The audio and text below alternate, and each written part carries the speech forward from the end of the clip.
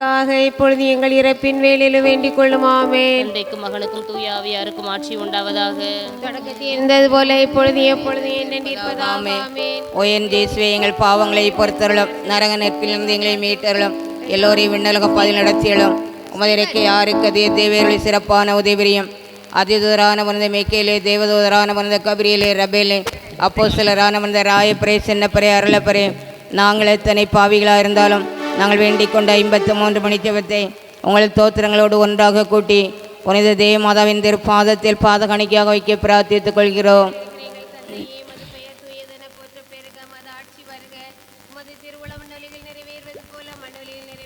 எங்கள் அன்றாட உணவை என்று எங்களுக்கு தார், எங்களுக்கு எதிராக குற்றம் செய்வோரை நாங்கள் மன்னிப்பது போல எங்கள் குற்றங்களை மன்னியும், எங்களை சோதனைக்கு உட்படுத்தாதேன், தீமையிலிருந்து எங்களை விடுவித்தரலாமே.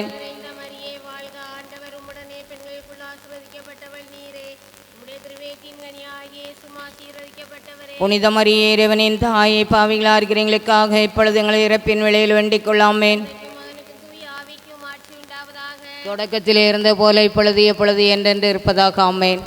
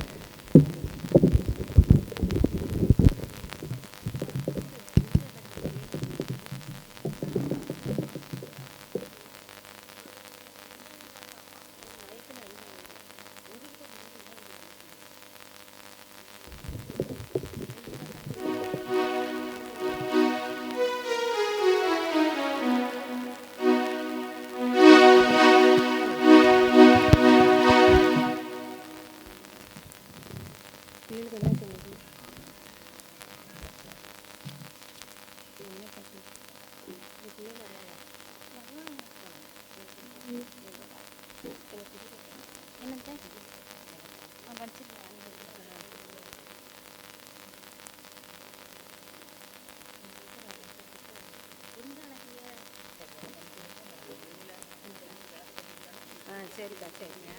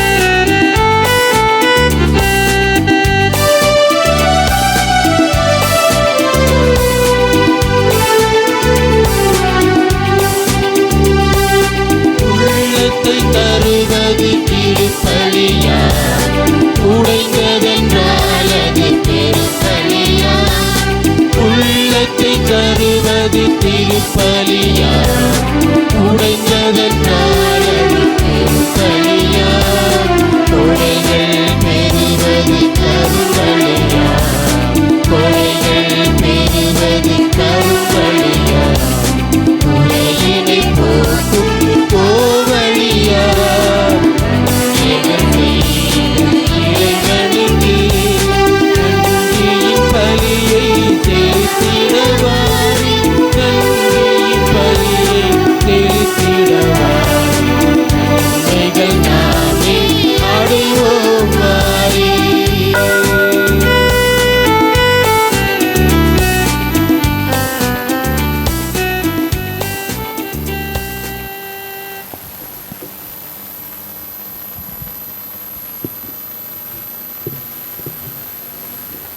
தந்தை மகன் தூயாவியாரின் பெயராலே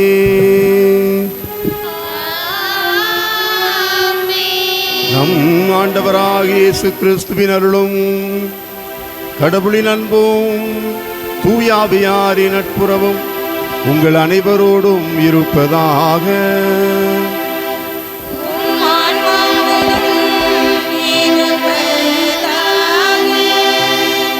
திருப்பலி முன்னுரை.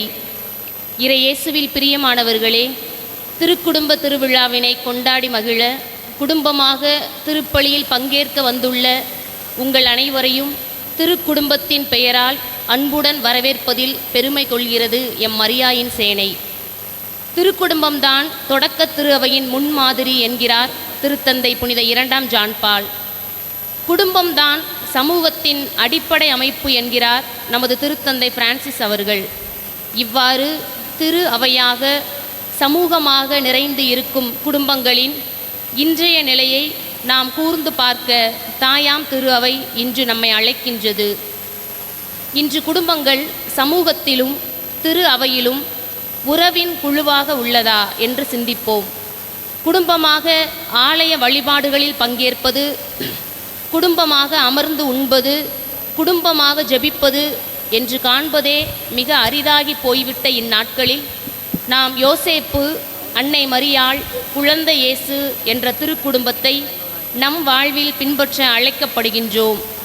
கடவுளின் குரலுக்கு கீழ்ப்படியும் பெற்றோர், பெற்றோருக்கு கீழ்ப்படியும் குழந்தை என்று இன்பம் துன்பம் என பெத்லேகேம் முதல் எகிப்து, நாசரேத்து, கல்வாரி வரை எல்லா சூழ்நிலைகளிலும் இணைந்து வாழும் வாழ்வு என்பதே நம் முன்மாதிரி. அன்பு, நம்பிக்கை, ஏற்றுக்கொள்ளுதல், விட்டு கொடுத்தல், மன்னிப்பு என்ற இறைமகன் இயேசு கற்றுக் கொடுத்த அடிப்படையான பண்புகளை நம் குடும்பங்களில் கடைபிடித்து நம் குடும்பங்களும் திருக்குடும்பமாக மாற தேவையான இறை ஆசிரை வேண்டியும் முதன்முறையாக இயேசுவை தன் உள்ளத்தில் ஏற்க இருக்கின்ற மகன் ஜிவின் அவர்களுக்காகவும் தொடரும் இத்திருப்பலியில் தொடர்ந்து ஜெபிப்போம். திருப்பலியானது இன்று புதுநன்மை பெறக்கூடிய ஜிவின் கென்னடியையும் அவருடைய பெற்றோர்கள் அந்தோணி சாமி, ஜெனிஷா இவருடைய குடும்பத்தின் எல்லா தேவைகளுக்காக ஒப்புக் கொடுக்குறோம்.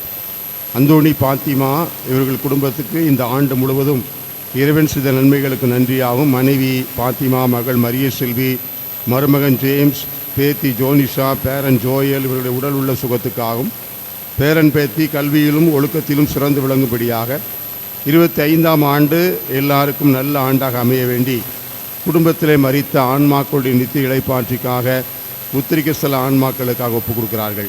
தஸ்னேவி, சிஞ்ஞாசியம்மாள் இவருடைய குடும்பத்துக்கு இறைவன் செய்த நன்மைகளுக்கு நன்றியாகவும், அனைவருடைய உடல் உள்ள சுகத்துக்காகவும், பேரன் பேத்திகள் இறைபக்தியிலும் ஞானத்திலும் கல்வியிலும் சிறந்து விளங்கவும், வீட்டு பத்திரம் விரைவில் முடியவும், நீதிமன்ற வழக்கில் வெற்றி காணவும், நினைத்த காரியங்கள் நடக்கும், இறை ஆசி தொடர்ந்து குடும்பத்தை வழிநடத்த மனோஜ்குமாருக்கு கண் பார்வை கிடைத்திட குடும்பத்தில் மரித்த ஆன்மாக்களுக்காக ஒப்புக் கொடுக்கிறார்கள்.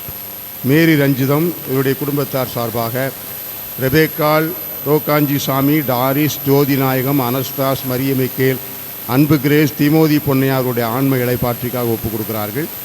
திருமதி மரிய ரஞ்சிதம் குடும்பத்தில் மரித்த அவருடைய கணவர் ஜெயராஜினுடைய 5ஆம் ஆண்டு நினைவு நாளில் அவருடைய ஆன்ம இளைப்பாற்றிக்காக குடும்பத்திலே மரித்த அந்தோணி வியாகமாள், செல்வராஜா, சேவியர் திரையும் ஆன்ம இளைப்பாற்றிக்காகவும், யாரும் நினையாத ஆன்மாக்களுடைய நித்திய இளைப்பாற்றிக்காக இந்த திருப்பலி ஒப்பு கொடுத்து செபிக்கிறார்கள். இவர்களோடு கூட நாமும் இந்த நாளில் நம்முடைய ஒவ்வொரு குடும்பங்களையும் சிறப்பாக இந்த திருக்குடும்ப திருவிழாவிலே கடவுளுடைய அருள் ஒவ்வொரு குடும்பத்துக்கும் சிறப்பாக ஆண்டவர் கொடுக்கின்றார். ஆண்டவர் கொடுக்கிற அருளை இந்த திருப்பலி வழியாக நாம் பெற்றுக்கொள்வோம். நம்மீது திருமுழுக்கு நினைவாக தெளிக்கப்படுகிற தமது படைப்பாகி இந்த தண்ணீரை ஆண்டவர் புனிதப்படுத்தி அருளுமாறு நம் கடவுளாகிய ஆண்டவரை கெஞ்சி மன்றாடுவோமாக. அவரே நமக்கு உதவி அளித்து பெற்றுக்கொண்ட தூய ஆவிக்கு உண்மை உள்ளவர்களாய் நிலைத்திருக்க அருள் புரிவாராக. ஆண்டவரே, எல்லாமல்ல இறைவா, உடல் ஆன்ம வாழ்வு அனைத்துக்கும் ஊற்றும் தொடக்கமும் நீரே. இந்த தண்ணீரை புனிதப்படுத்தியருள உம்மை வேண்டுகின்றோம். எங்கள் பாவங்களுக்கு மன்னிப்பு வேண்டவும், எல்லா நோய்களையும் மாற்றானின் சூழ்ச்சிகளையும் எதிர்த்து உமது அருளின் பாதுகாப்பை அடைவும் இந்த தண்ணீரை நம்பிக்கையோடு பயன்படுத்துகிறோம். ஆண்டவரே, உமது இரக்கத்தின் உதவியால் உயிருள்ள தண்ணீர் எங்களில் பொங்கி எழுந்து மீட்பளிப்பதா. இவ்வாறு நாங்கள் தூய இதயத்தோடு உம்மை அணுகி வந்து எங்கள் உடலுக்கும் ஆன்மாவுக்கு வரும் எல்லா இடர்களையும் விலக்குவோமாக. எங்கள் ஆண்டவராகிய கிறிஸ்து வழியாக உம்மை மன்றாடுகிறோம். எல்லாமல்ல இறைவா, தண்ணீர் வளம் பெற உப்பிட வேண்டும் என்று இறைவாக்கிய எலிசா வழியாக கற்பித்தீர். முது படைப்பு பொருளாகிய இந்த உப்பை பரிவிரக்கத்தோடு புனிதப்படுத்தியருள உம்மை தாழ்மையோடு வேண்டுகிறோம். ஆண்டவரே, உப்பு கலந்த இந்த தண்ணீர் எங்கெல்லாம் தெளிக்கப்படுகிறதோ அங்கெல்லாம் தீயோனின் தாக்குதல் அனைத்தும் தோல்வியுறச் செய்வீராக. உம்முடைய தூய ஆவியார் உடனிருந்து எங்களை இடையராது காத்திருள வேண்டுமென்று எங்கள் ஆண்டவராகிய கிறிஸ்து வழியாக உம்மை மன்றாடுகின்றோம்.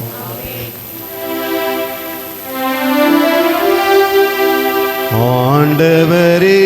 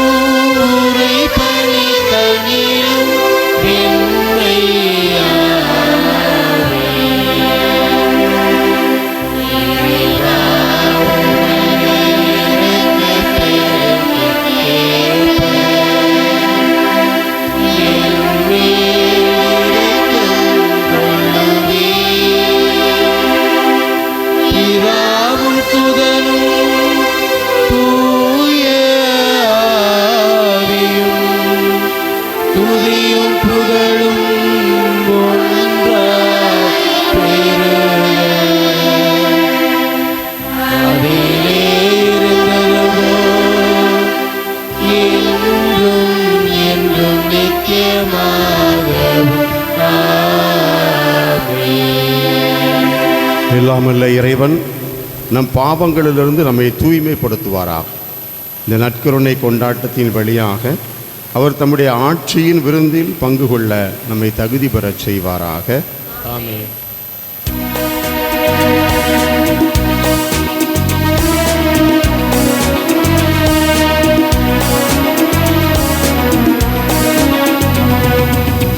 உன்னதங்களிலே இறைவனுக்கு ஆட்சி உண்டாகுக.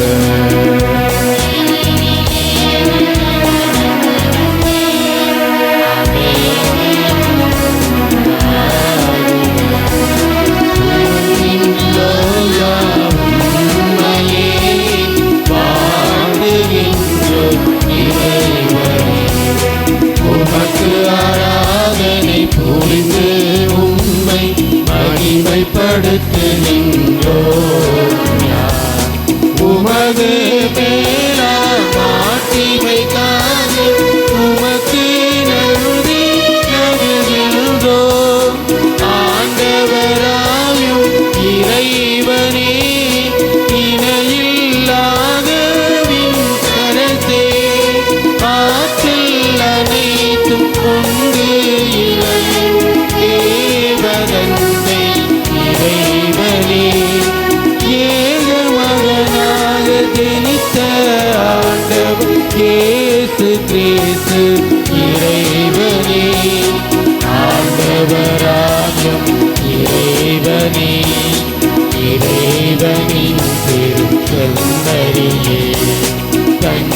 நின்று தேசியமாக நினைத்த இறைவன் மகனே நீ. உலகின் பாவம் போக்குபவரே நேரம் மீது இறங்குவே. உலகின் பாவம் போக்குபவரே எம்மன்றாட்டை ஏற்றருளி. தந்தையின் பலத்தில் வீற்றிருப்பவரே நேரம் மீது இறங்குவே. ஏனெனில் இயேசு கிறிஸ்துவே நீர் ஒருவரே தூயவர், நீர் ஒருவரே ஆண்டவர், நீர் ஒருவரே உன்னதர். பரிசுத்த ஆவியுடன் தந்தை இறைவன் மாற்றில் உள்ளவர் நீரே.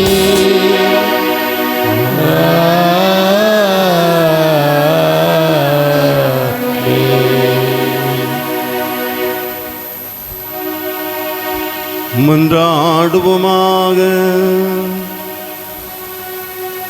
என்றும் வாழும் எல்லாமல்ல இறைவா, எங்களுக்கு திருக்குடும்பத்தின் சிறந்த எடுத்துக்காட்டை அளிக்க திருவிழமான உம்மை நாங்கள் போற்றி புகழ்ந்து வேண்டுகின்றோம்.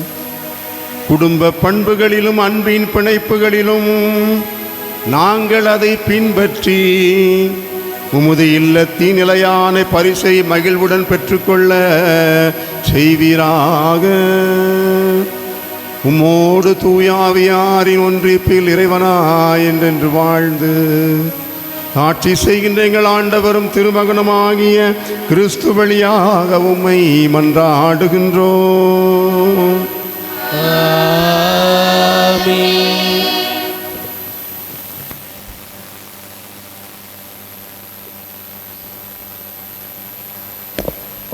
முதல் வாசக முன்னுரை. அன்பார்ந்தவர்களே, மகப்பேரின்றி தவித்த அன்னா ஆண்டவரிடம் நம்பிக்கையுடன் கேட்டு பெற்றுக்கொண்ட தன் மகன் சாமுவேலை இறைவனுக்கு காணிக்கையாக்கினார். தான் கொடுத்த வாக்கை நிறைவேற்ற தன் மகனுடன் காணிக்கைகளோடு இறை சன்னதிக்கு வந்து நன்றியோடு சாமுவேலை ஆண்டவருக்கே அர்ப்பணித்த நிகழ்வை விவரிக்கும் சாமுவேல் முதல் நூலின் வாசகங்களுக்கு செவிசாய்ப்போம்.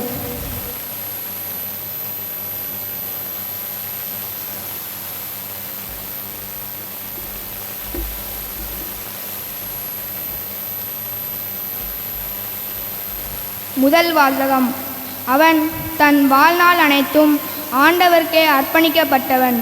சாமுவேல் முதல் நூலிலிருந்து வாசகம். அதிகாரம் 1, இறைவசனங்கள் 20 முதல் 22 தொடர்ந்து 24 முதல் 28 முடிய. சாமுவேல் முதல் நூலிலிருந்து வாசகம். அதிகாரம் 1, இறைவசனங்கள் 20 முதல் 22 தொடர்ந்து 24 முதல் 28 முடிய. உரிய காலத்தில் அன்னா கருவுற்று ஒரு மகனை பெற்றெடுத்தார். நான் அவனை ஆண்டவரிடமிருந்து கேட்டேன் என்று சொல்லி அவர் அவனுக்கு சாமுவேல் என்று பெயரிட்டார். எல்கானாவும் அவர் வீட்டார் அனைவரும் ஆண்டவருக்கு தங்கள் ஆண்டு பலியையும் பொருத்தனையும் செலுத்தச் சென்றார்கள். ஆனால் அன்னா செல்லவில்லை. அவர் தம் கணவரிடம், பையன் பால்குடி மறந்ததும் அவனை எடுத்துச் செல்வேன். அவன் ஆண்டவர் திருமுன் சென்று என்றும் அங்கே தங்கியிருப்பான் என்று சொன்னார். அவன் பால்குடி மறந்ததும் அன்னா அவனை தூக்கி கொண்டு 3 காலை 20 படி அளவுள்ள ஒரு மரக்கால் மாவு, ஒரு தோல்பை திராட்சை ரசம் ஆகியவற்றுடன் சீலோவில் இருந்த ஆண்டவரின் இல்லத்திற்கு வந்தார்.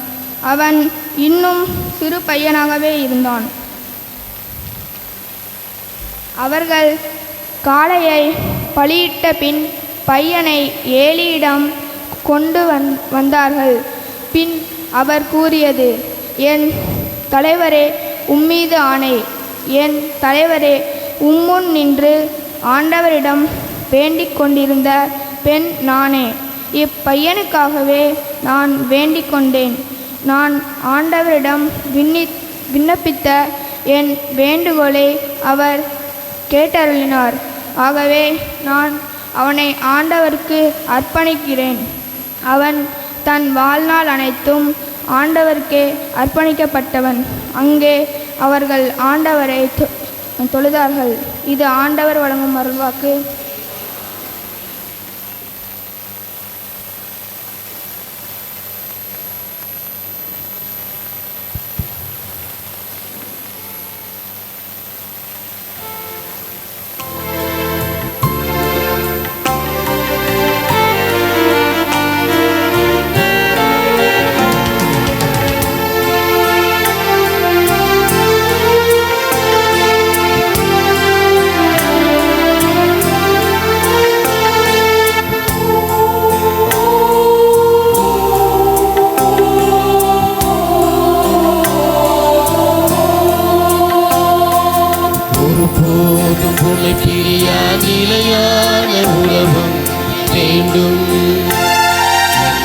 கூட எரிந்தாலும் உன்னாமம் நான் சொல்ல வேண்டும். ஒருபோதும் உன்னை பிரியா நிலையான உறவும் வேண்டும். உடல் கூட எரிந்தாலும் உன்னாமம் நான் சொல்ல வேண்டும். நினைவிலும் நீயே, என் கனவிலும் நீயே, நினைவிலும் நீயே, என் கனவிலும் நீயே, நீங்காத நிலையாகவா இறைவா. ஒருபோதும் உன்னை பிரிய நிலையான உறவும் வேண்டும். என் உடல் கூட எரிந்தாலும் உன்னாமம் நான் சொல்ல வேண்டும்.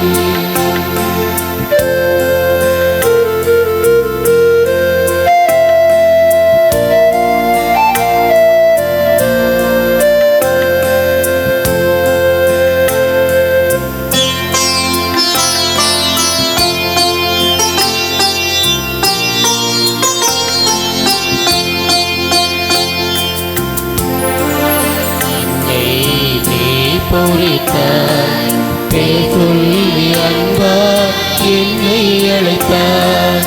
உண்மை என்னை பொறித்தார். பேசொல்லி அன்பா என்னை அழைத்தார். என்னை நீ தெரிந்தார். என் வாழ்வில் ஏன் நுழைந்தார். என்னை நீ என் வாழ்வில் ஏன் நுழைந்தார். உன்மாறாத அன்பில் மகிழ்வொன்று கண்டேன். தாய் உறவென்று தேடும் பிள்ளை பொழிந்தே உன்னோடு நான் வாழுவேன். ஒருபோதும் உன்னை பிரியா நிலையான உறவும் வேண்டும். என் உடல் கூட எரிந்தாலும் உன்னாமம் நான் சொல்ல வேண்டும்.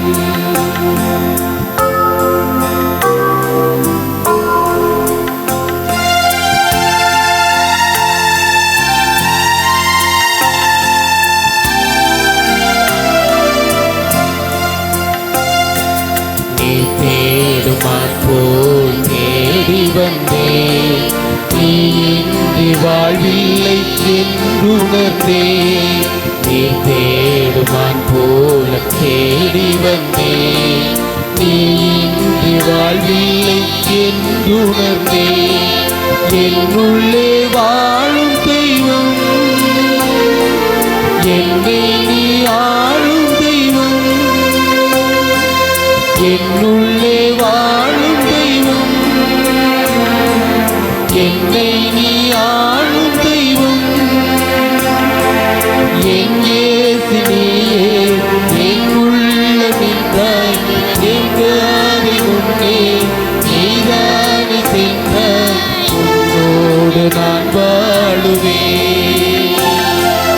ஒருபோது எப்போதும் உனை பிரியா நிலையான உறவொன்று வேண்டும். என் உடல் கூட எரிந்தாலும் உன்னாலும் நான் சொல்ல வேண்டும்.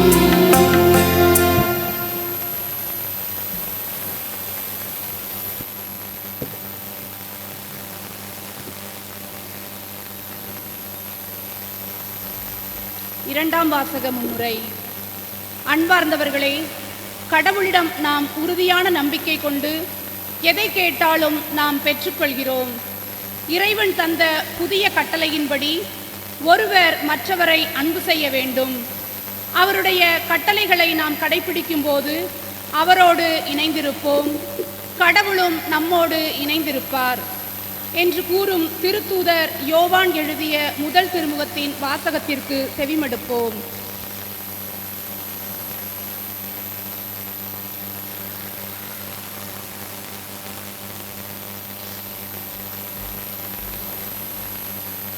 இரண்டாம் வாசகம். நாம் கடவுளின் மக்கள் என அழைக்கப்படுகிறோம், கடவுளின் மக்களாகவே இருக்கிறோம். யோவான் எழுதிய முதல் திருமுகத்திலிருந்து வாசகம். அதிகாரம் 3, இறைவார்த்தைகள் 1 முதல் 2, தொடர்ந்து 21 முதல் 24. அன்பார்ந்தவர்களே, நம் தந்தை நம்மிடம் எத்துணை அன்பு கொண்டுள்ளார் என்று பாருங்கள். நாம் கடவுளின் மக்கள் என அழைக்கப்படுகிறோம், கடவுளின் மக்களாகவே இருக்கிறோம். உலகம் அவரை அறிந்து கொள்ளாததால் தான் நம்மையும் அறிந்து கொள்ளவில்லை. என் அன்பார்ந்தவர்களே, இப்போது நாம் கடவுளின் பிள்ளைகளாய் இருக்கிறோம். இனி எத்தன்மையராய் இருப்போம் என்பது இன்னும் வெளிப்படவில்லை. ஆனால் அவர் தோன்றும்போது நாமும் அவரை போல் இருப்போம். ஏனெனில் அவர் இருப்பது போல் அவரை காண்போம். அன்பார்ந்தவர்களே, நம் மனச்சான்று நாம் குற்றவாளிகள் என தீர்ப்பளிக்காதிருந்தால் நாம் கடவுளின் திருமுன் உறுதியான நம்பிக்கை கொண்டிருக்க முடியும். அவரிடம் நாம் எதை கேட்டாலும் பெற்றுக்கொள்வோம். ஏனெனில் அவர் கட்டளைகளை கடைபிடிக்கிறோம். அவர் திருமுன் அவருக்கு உகந்தவற்றையே செய்து வருகிறோம். கடவுள் நமக்கு கொடுத்த கட்டளைப்படி அவருடைய மகன் இயேசு கிறிஸ்துவிடம் நம்பிக்கை கொண்டு ஒருவர் மற்றவரிடம் அன்பு செலுத்த வேண்டும். இதுவே அவரது கட்டளை. கடவுளுடைய கட்டளைகளை கடைபிடிப்பவர் அவரோடு இணைந்திருக்கிறார், கடவுளும் அவரோடு இணைந்திருக்கிறார். கடவுள் நம்மோடு இணைந்திருக்கிறார் என்பதை அவர் நமக்கு அருளிய தூய ஆவியால் அறிந்து கொள்கிறோம். ஆண்டவர் வழங்கும் அருள்வாக்கு.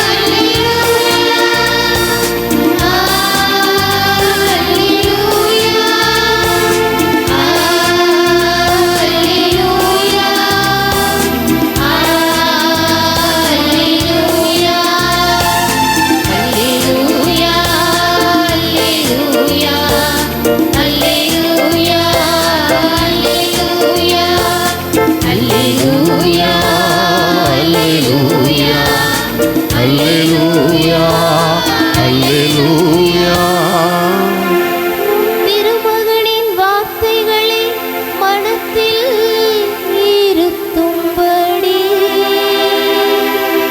ஆண்டவரே எங்கள் இதயத்தை திறந்தருளும். அல்லேலூயா. அல்லேலூயா. அல்லேலூயா.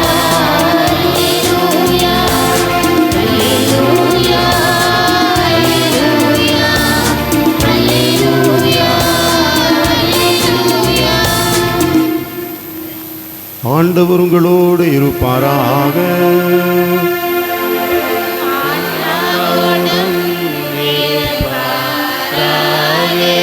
தூய லூக்கா எழுதிய நற்செய்தியிலிருந்து வாசகம்.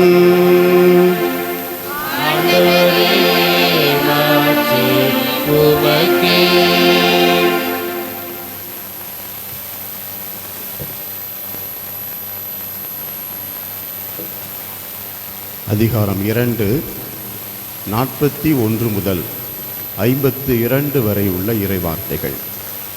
ஆண்டுதோறும் இயேசுவின் பெற்றோர் பாஸ்கா விழாவை கொண்டாட எருசலேமுக்கு போவார்கள். இயேசுவுக்கு 12 வயது ஆனபோது வழக்கப்படி விழாவை கொண்டாட எருசலேம் சென்றனர்.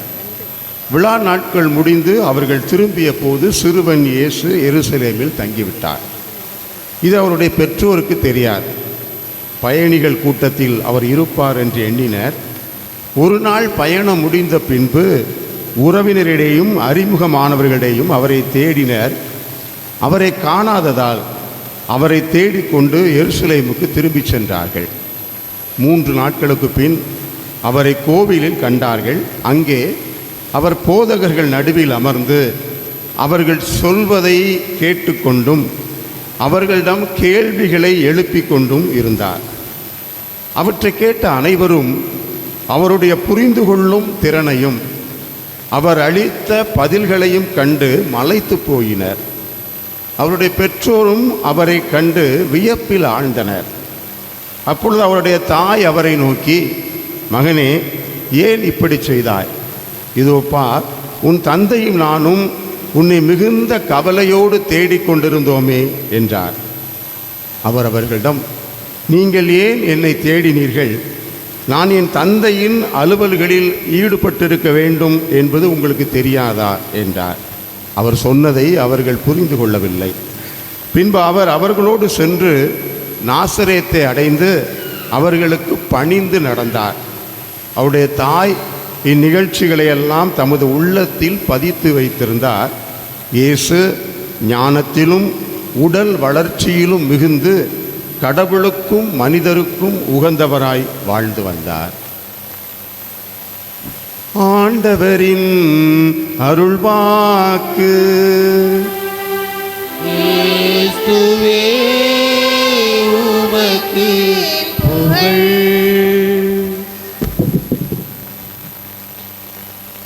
இன்றைக்கு திருக்குடும்ப திருவிழா. இங்கு திரளாக கூடி வந்திருக்கிற ஒவ்வொரு குடும்பத்துக்கும் இன்றைய திருநாள் வாழ்த்துக்களை தெரிவித்துக் கொள்கின்றேன். இன்றைக்கு உங்களுக்கு விழா, உங்கள் ஒவ்வொருவருக்கும் விழா. திருச்சபையிலே ஒரு நாள் எல்லா குடும்பங்களுக்கும் விழா கொண்டாடுகிறோம். இந்த நாளில் சிறப்பாக கடவுளுடைய அருள் எல்லா குடும்பங்களையும் சிறப்பாக நிரப்புகிறார்.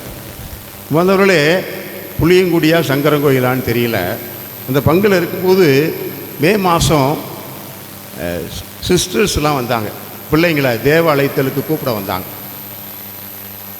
அப்போது திருப்பள்ளியில் நற்கருணை கொடுத்து முடித்ததும் நான் எல்லாருக்கும் சொன்னேன், இந்த மாதிரி சிஸ்டர்ஸ் வந்திருக்கிறாங்க தேவாலயத்திற்காக. யாரெல்லாம் சிஸ்டராக போகிறீங்களோ திருப்பள்ளி முடிஞ்சு எல்லோரும் வாங்க பார்க்கலாம் அப்படின்னு சொன்னேன். நான் சொல்லிவிட்டு விட்டுருக்கணும். நான் உடனே என்ன கேட்டேன், யாரெல்லாம் சிஸ்டராக போகிறீங்க கை தூக்குங்கன்னு சொன்னேன். ஒரு 40 பேர் கை தூக்கியிருந்தாங்க. என்னால் என்னையும் நம்ப முடியல, நம்ம பங்கில் 40 பேரா? அப்புறம் மூஞ்சிகளை பார்த்தா எல்லாம் கல்யாணமான ஆட்கள். இப்போ நான் சொன்னேன், நான் எதுவும் தப்பாக சொல்லிட்டேனான்னு கேட்டேன். நீங்கள் சிஸ்டராக போடணும் தானே சொன்னீங்க, யார் என்னன்னு சொல்லலை. அதனால் நாங்கள் எல்லோரும் ரெடியாக இருக்க, எங்களை கூட்டிகிட்டு போக சொல்லுங்கள் அப்படின்னு சொல்லி திருமணமானவர்கள் ஒரு வேடிக்கையாக நாங்களும் சிஸ்டராக போகிறோம், போதும் இந்த வாழ்க்கை அப்படிங்கிற மாதிரி ஒரு சூழ்நிலை. அப்போது திருமணமாகி கொஞ்ச நாளில் 2 கேள்வி நமக்கு வந்திருக்கும். ஒன்று என்னென்னா, ஏண்டா கல்யாணம் முடித்தோம், கல்யாணம் முடிக்காமல் இருந்திருக்கலாம் வந்திருக்கா. 2வது என்னென்னா, இந்த ஆளை போய் ஏன் முடித்தோம். இந்த 2 கேள்வி உங்களுக்கு வரலைன்னா நீங்கள் என்ன கல்யாணம் ஆகி கல்யாண வாழ்க்கையே வாழலைன்னு அர்த்தம். இந்த 2 நிச்சயமாக வந்திருக்கணும். நம்முடைய அழைத்தலில் வரக்கூடிய சவால்கள், இந்த சவால்கள் நமக்கு எல்லா வேளையிலும் எல்லா சூழ்நிலையிலும் நமக்கு நிச்சயமாக இருக்கும்.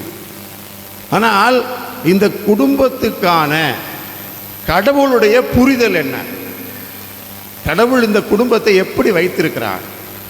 நீங்கள் அமெரிக்காவில் ஒரு பெரிய சர்வே எடுத்தாங்க. எந்த ஊரில் இதய நோய், கேன்சர் இது இல்லாத ஒரு ஊர் இருந்தாலும் கொஞ்சம் பேருக்கு தான்ப்பா இருக்குது அப்படின்ட்டு அமெரிக்கா பூரா சர்வே எடுத்தாங்க. அப்போது பென்சில்வானியா அப்படிங்கிற மாகாணத்தில் ரோசெட்டா அப்படிங்கிற ஒரு நகரம், நம்ம புளியங்குடி மாதிரி ஒரு ரோசெட்டா, அந்த ஊரில் இதய நோயும் குறைவாக இருக்குது, கேன்சரும் குறைவாக இருக்குது, நோய் இல்லாத ஆரோக்கியமான ஒரு ஊர். அப்போ அந்த ஆராய்ச்சியாளர்கள் ஊரில் போய் ஒருவேளை இந்த ஊரில் எல்லாரும் நல்லா உடற்பயிற்சி செய்கிறாங்களோ, இல்லை ஆரோக்கியமான உணவு உண்றாங்களோ, இல்லை சீரட்டு குடிக்கிறது போன்ற பழக்கங்கள் இந்த ஊரில் இல்லாமல் இருக்கோ அப்படின்னு சொல்லி எல்லா வீடுகளிலும் போய் பார்த்தா அப்படி ஒன்றும் கிடையாது. அந்த ஊரில் தனியாக உடற்பயிற்சி, தனியான ஸ்பெஷல் சாப்பாடெலாம் ஒன்றும் கிடையாது. அப்போ என்னடா காரணம் அப்படின்னு பார்த்தா, அந்த ஊரில் ஒவ்வொரு குடும்பத்திலும் உண்மையான நெருக்கமான நல்ல அன்பு, நல்ல புரிந்துணர்வு எல்லா குடும்பத்திலும் இருக்கிறார். அது ஆராய்ச்சி செய்தவர்களுக்கு பெரிய ஆச்சரியம்.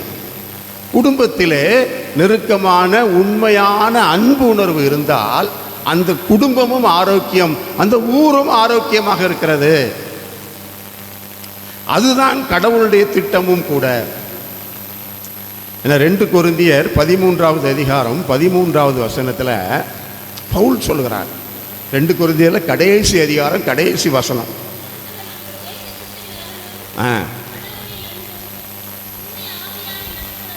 3 காரியங்கள் சொல்றார் பாருங்க. ஆண்டவராகிய இயேசு கிறிஸ்துவின் அருளும், நம் தந்தையாகிய கடவுளுடைய அன்பும், தூய ஆவியானவருடைய நட்பும் துணையும் தோழமையும் உங்களோடு இருப்பதாக.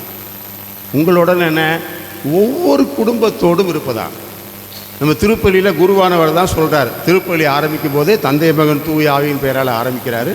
ஆரம்பிச்சுட்டு என்ன சொல்கிறாரு, தந்தையாகிய ஆண்டவராகிய இயேசு கிறிஸ்துவின் அருளும் கடவுளின் அன்பும் தூய ஆவியின் நட்புறவும் உங்களோடு என்றும் இருப்பதாக. எல்லா குடும்பத்தோடும், ஒவ்வொரு குடும்பத்திலும் இந்த 3 கடவுளுடைய அன்பு, அருள், நட்பு எல்லா குடும்பத்திலும் இருக்கிறார். நீங்கள் காலையில் எந்திரிச்ச உடனே சொல்லணும், விண்ணக தந்தையின் அன்பும் ஆண்டவர் இயேசுவின் அருளும் தூய ஆவியின் நட்பும் நம்மோடு இருப்பதாக. சொல்லுங்க, விண்ணக தந்தையின் அன்பும் ஆண்டவர் இயேசுவின் அருளும் தூய ஆவியின் துணையும் நம்மோடு இருப்பதாக. ஏன்னா 3 கடவுளே நம்மோடு இருக்கிறார. ஏன்னா தொடக்க நூல் 1வது அதிகாரம் கடவுள் மனிதனை 15வது வசனம் சொல்கிறது, உருவிலும் சாயலிலும் படைத்தார். கடவுளுடைய உருவிலும் சாயலிலும் படைத்தார். ஏன்னா இந்த குடும்பத்தினுடைய கடவுளுடைய புரிதல் என்ன, இது கட்டாயம் புரிஞ்சுக்கணும். ஏன்னா திருக்குடும்ப விழா ஏன் கொண்டாடினாங்க? திருச்சபையின் தொடக்கத்திலே திருக்குடும்ப விழா கிடையாது. 1918களில் 1ஆம் உலகப்போர், 2ஆம் உலகப்போர், அந்த 2 உலகப் போர்களும் வந்த காரணத்தினால் குடும்பங்கள் சிதைஞ்சு போன. அப்பா இல்லை, போரில் செத்து போயிட்டார். அம்மா இல்லை, பிள்ளைகள் அனாதையாக இருக்காங்க. அம்மா ஒரு பக்கம், அப்பா ஒரு பக்கம், அகதிகளாக குடும்பங்கள் உடைந்து சிதைந்து போயின. குடும்பங்களுக்கு மிகப்பெரிய கஷ்டங்கள். இது 1918 2ஆம் உலகப் போர். எனவே திருச்சபை என்ன செய்தது, இந்த குடும்பங்களுக்கு சிறப்பாக கடவுளுடைய அருள் தேவைப்படுகிறது. 1921ஆம் ஆண்டு திருக்குடும்ப திருவிழாவை ஆண்டவர் இயேசு, அன்னை மரியாள், புனித சூசையப்பருடைய திருக்குடும்பம் எல்லா குடும்பங்களையும் காக்க வேண்டும் என்று சொல்லி திருக்குடும்ப திருவிழாவை கொண்டு வந்தாங்க. ஆனால் இன்னைக்கு 2ஆம் உலகப் போரை விட மிகப்பெரிய ஆபத்திலே குடும்பங்கள் இருக்கிறது. 2ஆம் உலகப் போரில் கூட பரவாயில்ல, சமாளிச்சிட்டாங்க.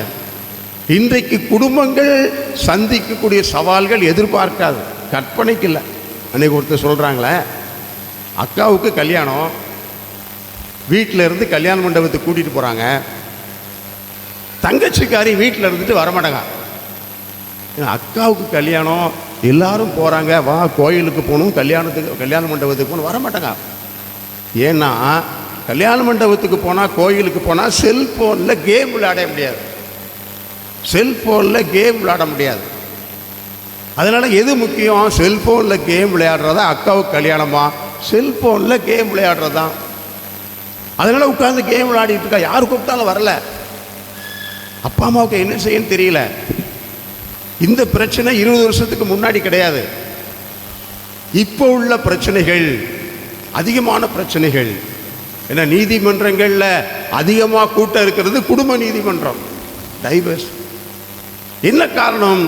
பிள்ளைகளுக்கு நாம் சொல்லி கொடுத்து வளர்க்கவில்லை.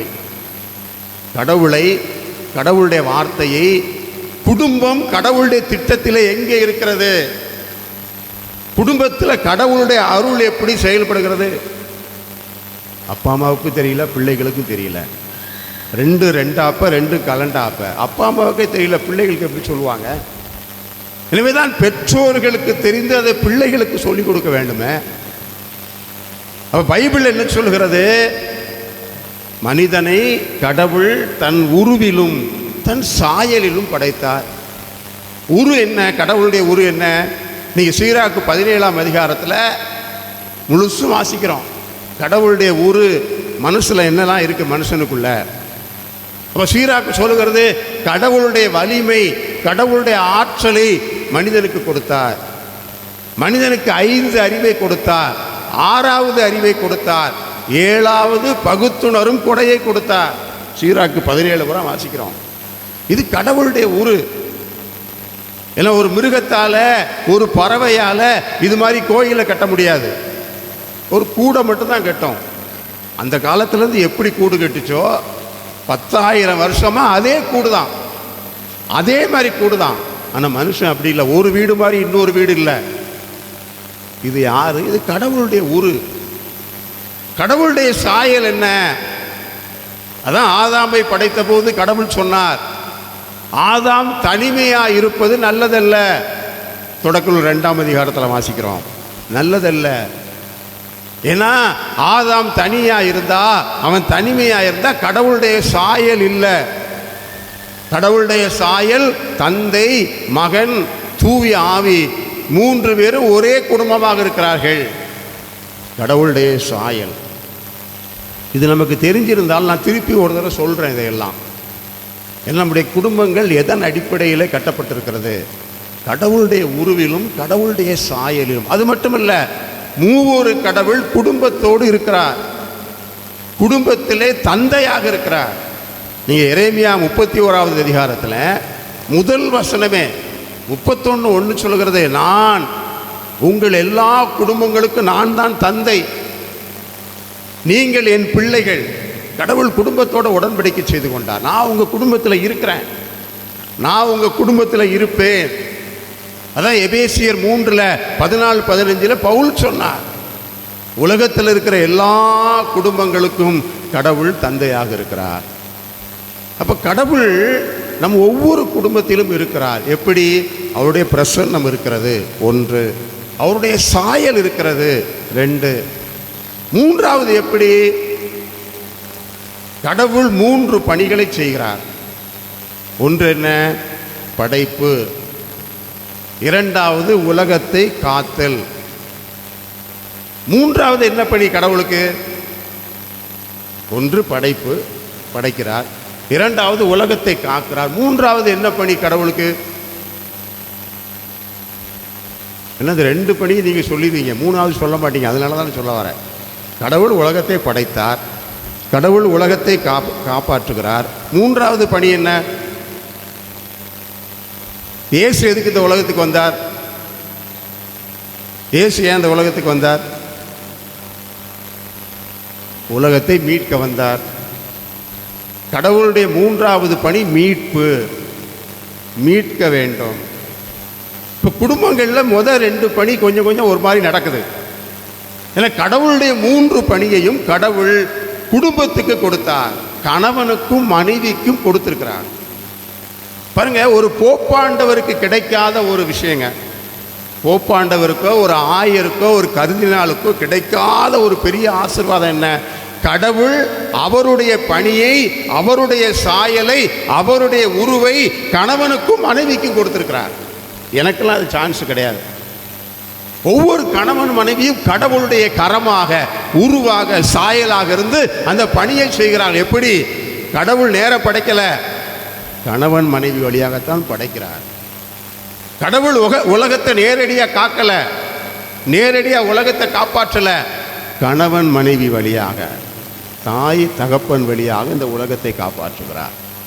இந்த மூன்றாவது ஒன்றை மறந்து போகக்கூடாது.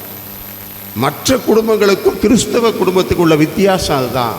இன்றைக்கு அதுதான் ரொம்ப முக்கியமானது. மூன்றாவது பணி என்ன? மீட்பு பணி.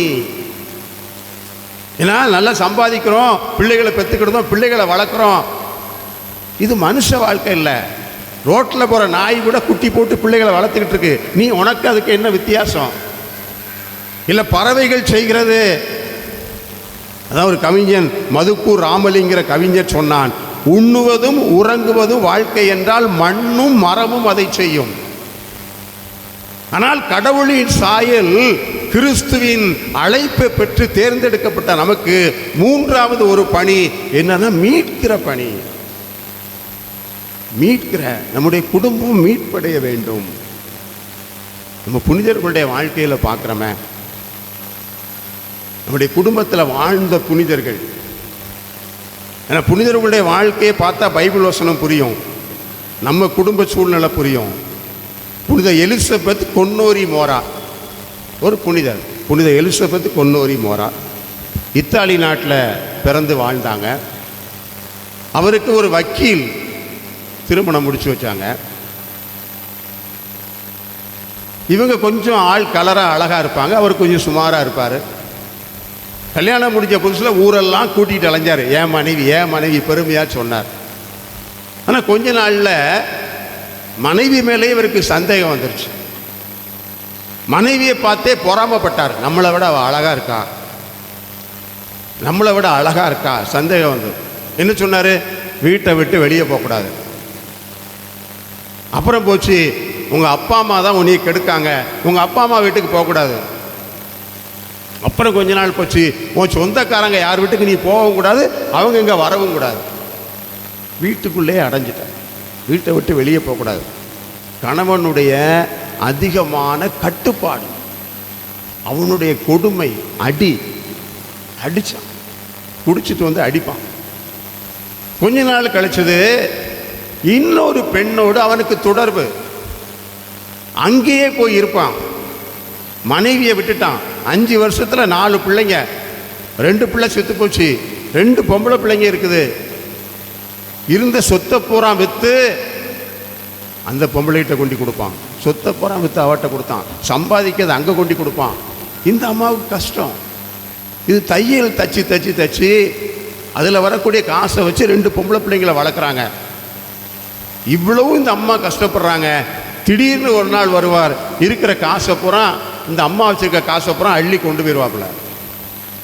இந்த அம்மா நகையை விற்று, கல்யாணத்துக்கு போட்ட ட்ரெஸ்ஸெல்லாம் விற்று, அந்த காசை வச்சு பிள்ளைகளை படிக்க வைக்கிறாங்க, பிள்ளைகளை வளர்க்குறாங்க. ஆனாலும் வந்து அடிக்க, திட்ட, பேச. அப்போ அந்த நண்பர்கள், சொந்தக்காரங்கள்லாம் சொன்னாங்க, அவன் திருந்த மாட்டான், நீ அவனை டைவர்ஸ் பண்ணிடு.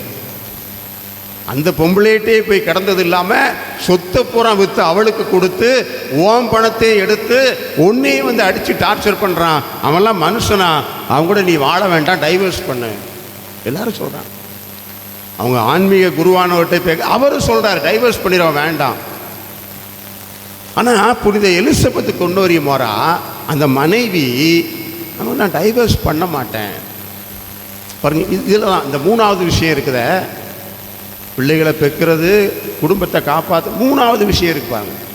அப்போ புனித எலிசபெத் கொன்னோரி மோரா சொல்கிறாங்க, நான் டைவர்ஸ் பண்ண மாட்டேன். ஏன்னா ஒவ்வொரு மனிதனும் தானாக மீட்படைய முடியாது, தனியாக மீட்படைய முடியாது. ஒருவருடைய மீட்பை ஆண்டவர் இன்னொருடம் ஒப்படைத்திருக்கிறார்.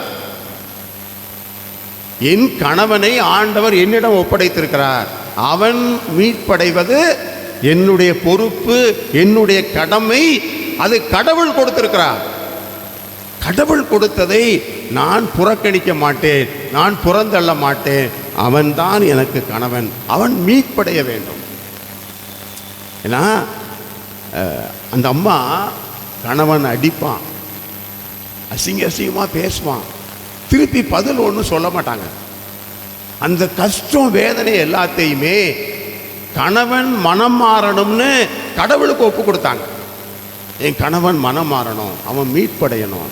அந்த வேதனை அவமானம் எல்லாத்தையும் கடவுளுக்கு ஒப்பு கொடுத்தாங்க. ஏன்னா 1 கொரிந்தியர் 7:16 பவுல் சொல்லுகிறார், கணவன் மனைவியை பற்றி பேசுகிற போது 7ஆம் அதிகாரம் முழுவதும் கணவன் மனைவியை பற்றி தான் பேசுகிறார். அந்த 7ஆம் அதிகாரத்தில் 16வது வசனத்தில் சொல்கிறாரு, மனமான சகோதரியே, சரியா, மனமான சகோதரியே, நீ தான் உன் வீட்டுக்காரனுக்கு சாப்பாடு வச்சு கொடுக்கணும்.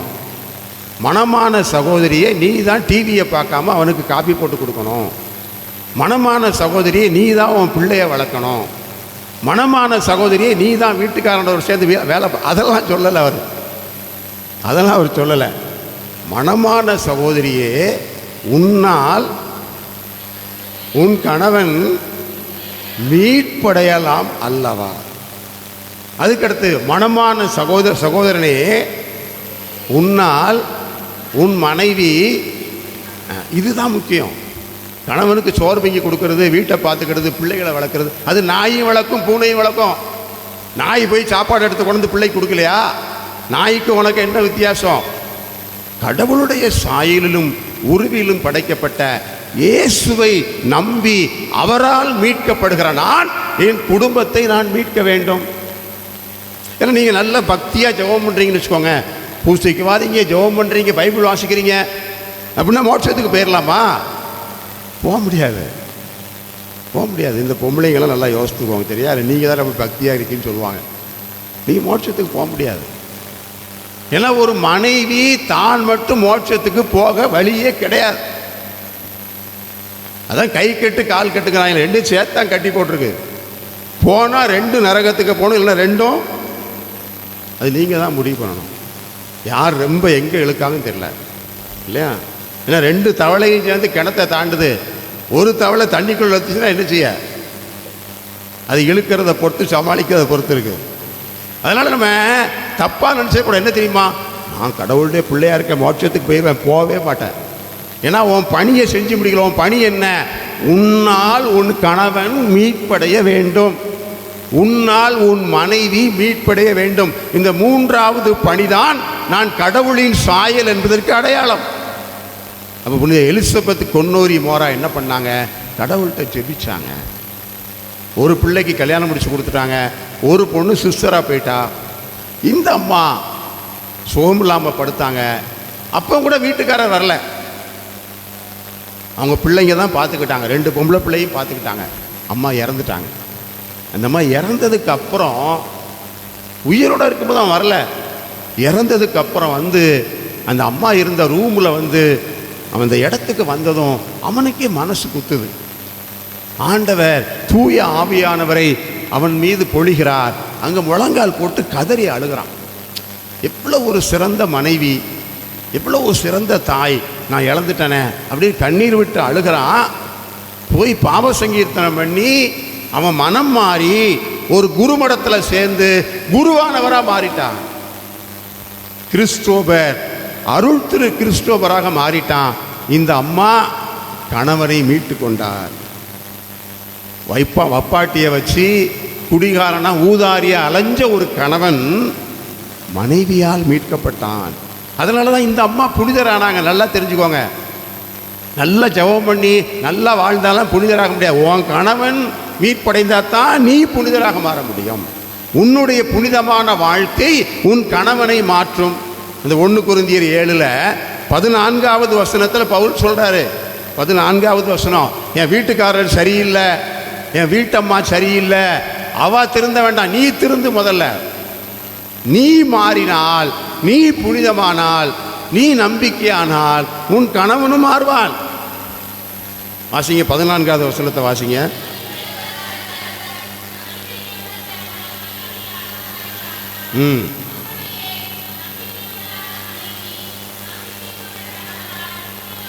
பாருங்க, நம்பிக்கை கொள்ளாத ஒரு கணவன், கிறிஸ்துவர் எலிசபெத் பொன்னோரிமாரோட வீட்டுக்காரர், நம்பிக்கை கொள்ளாத கணவன். நம்பிக்கை கொண்ட எலிசபெத் பொன்னோரி மோராவால் அவன் நம்பிக்கை உள்ளவனாய் மாறினான். நம்பிக்கை இல்லாத மனைவி நம்பிக்கை உள்ள ஒரு புனிதமான வாழ்க்கை வாழக்கூடிய கணவனால் மனைவி மாறுவான். அதுக்கு அடுத்தவர் என்ன சொல்றார் பாருங்க, அப்பாவும் அம்மாவும் இப்படி இருந்தா பிள்ளைகள் எப்படி மாறாமல் இருப்பார்கள்? பிள்ளைகளும் நம்பிக்கை உள்ளவர்களாய் மாறி போவார்களே. என கடவுளுடைய அருள் செயல்படுகிறது. இன்றைக்கு அதுதான் முக்கியமான கடமை. என்னால் பிள்ளைகள் மீட்படையணும். ஏன்னா இன்னைக்கு பெற்றோர்கள் எல்லாம் கடவுளுக்கு எதுக்கு கணக்கு கொடுக்க போறாங்க தெரியுமா? பிள்ளைகளை ஒழுங்காக வளர்க்காததுனால். அது எக்கேடும் கெட்டு போகுதுன்னு சொல்ல முடியாது. உன் பிள்ளை மீட்படையணும். ஏன்னா புனித ரீட்டாங்கிற ஒரு அம்மா திருச்சபையில் மிக சிறப்பான ஒரு புனிதர். நீங்கள் திருச்சபையில் 2 பேர் தான். முடியாதது அப்படின்னு எது இருந்தாலும் இவங்கள்ட்ட கேட்டால் கிடைக்கும். ஒன்று யூதா ததேயு, இன்னொன்று புனித ரீட்டா. அந்த புனித ரீட்டாமாவோடைய வாழ்க்கை என்ன? ஒரு பெரிய பணக்காரனு கல்யாணம் முடித்தாங்க. ஏன்னா சிஸ்டராக போகணும்னு ஆசைப்பட்டாங்க. அவங்க அப்பா அம்மா விரும்பலை. 12 வயசில் ஒரு பணக்காரரை பார்த்து கட்டி கொடுத்தாங்க. பணக்காரர், பணத்திமுரு, ஊதாரித்தனமாக அலைஞ்சார். அவங்க குடும்பத்தில் பங்காளி சண்டை, பங்காளிக்குள்ள சொத்து பிரச்சனை, பயங்கர சண்டை. அதனால் எப்பவும் சண்டை, தகராறு தான். அப்போ இந்த ரீட்டாம்மா என்ன பண்ணாங்க? கணவனுக்காக ஜெபிச்சாங்க. அவன் மனம் மாறணும். குடிப்பழக்கத்திலிருந்து ஊதாரித்தனமான வாழ்க்கை, ஒரே அடிதடி சண்டை, மனம் மாறணும். ஒவ்வொரு நாளும் தன்னுடைய வேதனை, கஷ்டம், துன்பம் எல்லாத்தையும் கடவுளுக்கு ஒப்பு கொடுத்து என் கணவனை மாற்றுங்க. கணவன் மாறிட்டார். கணவன் மாறிட்டார், எல்லாத்தையும் விட்டுட்டார். போய் பங்காளிகள்கிட்ட போய் மன்னிப்பு கேட்டார். எப்பா நம்ம சமாதானம் ஆயிடுவோம்ப்பா, நமக்குள்ள சண்டை வேண்டாம், போய் மன்னிப்பு கேட்குறாரு. சமாதானம் ஆயிட்டார். ஆனால் பங்காளிகள் என்ன பண்ணானுங்க? சமாதானம் ஆகிறோம்னு சொல்லிட்டு இவரை கத்தியால் குத்தி கொண்டுட்டாங்க. கணவன் செத்து போனார், குத்தி கொண்டுட்டானுங்க. 2 பையங்க இருக்கிறாங்க. என்னன்னா இறந்து போனாரு அவருடைய தம்பி, இந்த பையங்களுக்கு சித்தப்பா. அவன் 2 பையங்களையும் பார்த்துட்டு, நீங்கள் ஆம்பளை சிங்கண்டா, உங்கள் அப்பாவை கொண்டவனை நீங்கள் கொல்லாமல் விடக்கூடாதுடா. உங்கள் அப்பாவை யார் யார் கொண்டானோ அவனை நீ கொல்லணும், நான் உன் கூட இருப்பேன். அந்த பையங்களுக்கும் அந்த வெறியை உண்டாக்குறாப்பு. அப்போ இந்த அம்மா, ரீட்டாம்மா, என் கணவனை ஒரு வழியாக காப்பாற்றி நல்ல மனுஷனாக மாற்றி கொண்டு வந்துட்டேன். இப்போ பையங்க 2 பேரும் கொலகார பயல்களாக போகிறானுங்க. கொலை பண்ணால் சாவான பாவம், 10 கட்டளைக்கு எதிரான பாவம், நரகத்துக்கு தான் போவான். கடவுள்கிட்ட ஜெபிக்கிறாரு. அவங்க சித்தப்பா என்ன பண்ணிட்டாரு? நீ உங்கள் அம்மா கூட இருக்காத, உங்கள் அம்மாவை நீ கெடுத்துருவா வான்னு சொல்லி இந்த 2 பையங்களையும் ஊருக்கு கூட்டிகிட்டு போயிட்டார். அங்கே போய் வச்சு அவர் கட்டுப்பாட்டுக்குள்ளே வச்சு அவங்கள கொலை வெறி ஊட்டிக்கிட்டு இருக்கிறார். அப்போ ரீத்தாம்மா கடவுள்கிட்ட ஜெபிச்சுக்கிட்டே இருக்கிறாங்க. என் பையன் 2 பேரும் எந்த பாவமும் செய்யக்கூடாது. பாருங்கள், ஒரு தாயோட கடமையை பாருங்கள், ஒரு தகப்பனுடைய கடமையை பாருங்கள். என் பிள்ளைகள் கடவுளுக்கு உகந்த பிள்ளைகளாக வாழணும். என் பிள்ளைகள் கடவுளுக்கு எதிரான பாவத்தை செய்யக்கூடாது. கடவுள்கிட்ட ஜெபிக்கிறாங்க. இவங்க ஜெபிக்க ஜெபிக்க அவனுங்க கொலவெறி பிடிச்சி அலைகிறானுங்க. அவங்க அப்பாவோட ஊதாரித்தனமாக அலைகிறாங்க. கடைசியாக ரீத்தாம்மா கடவுள்கிட்ட என்ன ஜெபிச்சாங்க தெரியுமா? ஆண்டவரே, என் பிள்ளைகள் இந்த உலகத்தில் வாழ்ந்தா உங்கள் பிள்ளைகளாக வாழணும், இல்லைன்னா அவங்கள எடுத்துக்கோங்க. எனக்கு அந்த பிள்ளைகள் வேண்டாம், என் பிள்ளைகளை எடுத்துக்கோங்க. ஆண்டவர்கிட்ட கடைசியாக ஒப்பு கொடுத்துட்டாங்க. அந்த ஊரில் காலரா வந்துச்சு. 2 பேர்களும் வாயால் வயத்தாலவே செத்து போயிட்டாங்க. 2 பேரும் செத்து போயிட்டாங்க. ரீத்தாம்மா கடவுளுக்கு நன்றி சொன்னாங்க. என் பிள்ளைகளை பாவத்திலிருந்து நீங்கள் காப்பாற்றினீங்க. என் பிள்ளையாக வாழ்ந்து ஒரு கொலகாரனாக வாழ்ந்து அவன் செத்து நரகத்துக்கு போகிறதுக்கு ஆண்டவரே அவன் உங்கள்கிட்டே வந்துடட்டும். பாருங்க, கணவனை மீட்டு பிள்ளைகளை மீட்டார். அதனால் இவர் புனிதரானார். புனிதர் ரீட்டா. இப்படி எத்தனை புனிதர்களை சொல்லலாம். குடும்பத்தில் தாயாய் தகப்பனாக வாழ்ந்து புனித பரட்டோமாலா, புத்தி பெயர் பெற்ற எலிசபெத் லூசர், நிறைய பேர் இருக்கிறாங்க. எப்படி குடும்பத்தை மீட்டு தானும் மீட்கப்பட்டு, தான் மீட்கப்பட்டு குடும்பத்தை மீட்டு கடவுளுடைய குடும்பமாக பெற்றுக்கொண்டாங்க. இப்போ நமக்கு ஒரே ஒரு விஷயம் தெரியணும், என்ன தெரியுமா? இது ஏன் குடும்பம்னு சொல்லாதீங்க. இது ஏன் குடும்பம், இது ஏன் பிள்ளை கிடையாது. இது ஏன் வீடு. சில வீடை கட்டியிருப்பாங்க, வீடை கட்டிட்டு ஒரு மாதத்துக்குள்ள ஃபாதர் என் வீட்டுக்குள்ளே பேய் தொல்லையாக இருக்குது, எவனும் செய்வனை வச்சுட்டான், நமக்கு ஒன்றும் புரியலைன்னா செய்வனை வச்சுட்டான்னு சொல்லிடுவோம். எங்கள் வீட்டை வந்து ஜெபம் பண்ணுங்க ஃபாதர், மந்திரிங்க ஃபாதர். ஃபாதர் தான் மந்திரிச்சு தானே கிரவ பிரவேசத்தன்னைக்கு எல்லாம் பண்ணீங்க. ஃபாதரை கூப்பிட்டு மந்திரிச்சு படத்தை வச்சு மாலை போட்டு எல்லாம் பண்ணி தான். அப்புறம் எப்படி ஆச்சு? அப்புறம் சொல்லுவாங்க, இந்த புது வீட்டுக்கு வந்து ராசியே இல்லை ஃபாதர், இந்த வீட்டுக்கு எப்போ வந்தோமோ அப்போ இருந்தே என் குடும்பத்தில் ஒரே கஷ்டம்தான், இப்படிலாம் சொல்லுவோம் இல்லையா? அந்த வீட்டுக்கு மேலே பழிய சொல்லிடுறது, வீடு தான் காரணம். என்ன காரணம்? முக்கியமான காரணம் என்ன? நம்ம குடும்பத்தில் வரக்கூடிய பல்வேறு பிரச்சனைகள், நம்முடைய வீடு, எல்லாத்துக்கும் தொழில், எல்லாத்துக்கும் என்ன சொல்கிறோம்னா இது ஏன் வீடு, இது ஏன் வீடு, இது ஏன் குடும்பம், இது ஏன் பிள்ளை. உண்மையாது. இப்போ கழுத்தில் நகை போட்டிருக்கீங்க, யார் நகை? ஏன் நகை? நீ உழைச்சி சம்பாதிச்சியா? இல்லை எங்கள் அப்பா கொடுத்தாங்க. உங்கள் அப்பாவுக்கு யார் கொடுத்தா? அவங்க அப்பாவுக்கு யார் கொடுத்தா? நம்ம சொல்றது ஏன் உள்ளது? இது பெரிய பொய் மட்டும் இல்லை, இது பெரிய தீமை. ஏன்னா இயேசு பாலைவனத்தில் 40 நாள் உண்ணா நோன்பு இருந்தார் பாருங்க. அப்போ சாத்தான் என்ன பண்ணா? அவரை உச்சிக்கு கொண்டு போய், கோவிலோட உச்சிக்கு கொண்டு போய் உலகத்தை பூரா காமிச்சான். காமிச்சு என்ன சொன்னான் சாத்தான்? நீ என்னை தெண்டனிட்டு வணங்கினால் இதை நான் உனக்கு. அப்போ என்ன சொன்னா? இந்த உலகமெல்லாம் எனக்குள்ளது, இது ஏன் உலகம், இது ஏன் சொந்தம், நீர் வணங்கினால் உனக்கு தருகிறேன். அப்போ எனக்குள்ளது எனக்குள்ளதுன்னு சாத்தான் சொன்னா, அது அவனுக்குள்ளதா? படைத்தவர்கிட்டே சொன்னான் இது ஏங்குள்ளதுன்னு. அப்போ ஏங்குள்ளதுன்னு யார் சொல்வா? சாத்தான் தான் சொல்லுவான். நீ எப்போ ஏங்குள்ளது ஏங்குள்ளதுன்னு சொல்றியோ அப்போ யார் வந்துடுவா? அப்புறம் புது வீடு கட்டினான்னு ஃபாதரை கூப்பிட்டு மந்திரிச்சான்னு. அப்போ குடும்பம் யாருக்குள்ளது? ஆண்டவரே, இன்னைக்கு நீங்கள் சொல்லணும் திருப்பலியில், ஆண்டவரே என் குடும்பம் இது ஏன் குடும்பம் இல்லை, உங்கள் குடும்பம், உங்களுக்கு நான் அர்ப்பணிக்கிறேன். ஆபிரகாம் அர்ப்பணித்தது போல, அன்னை மரியாள் சூசையப்பரை அர்ப்பணித்தது போல என் குடும்பத்தை உங்களுக்கு அர்ப்பணிக்கிறேன். இந்த வீடு என் வீடு இல்லை, நீங்கள் கொடுத்த உங்கள் வீடு. நிறைய நிகழ்ச்சிகளை சொல்லலாம். வீட்டை ஆண்டவருக்கு ஒப்பு கொடுத்து அந்த வீடு ஆசீர்வாதமாக மாறிடும். அப்போது கடவுளுடைய அருள் செயல்படுகிறது. நல்லா தெரிஞ்சுக்கணும்.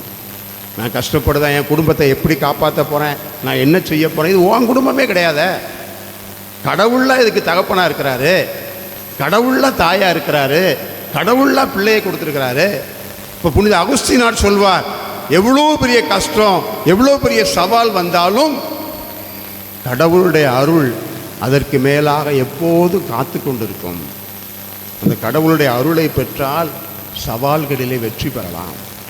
இன்றைக்கு நம்முடைய குடும்பங்களை ஆண்டவர் அருளால் நிரப்பி ஆசீர்வதிக்கிறார்.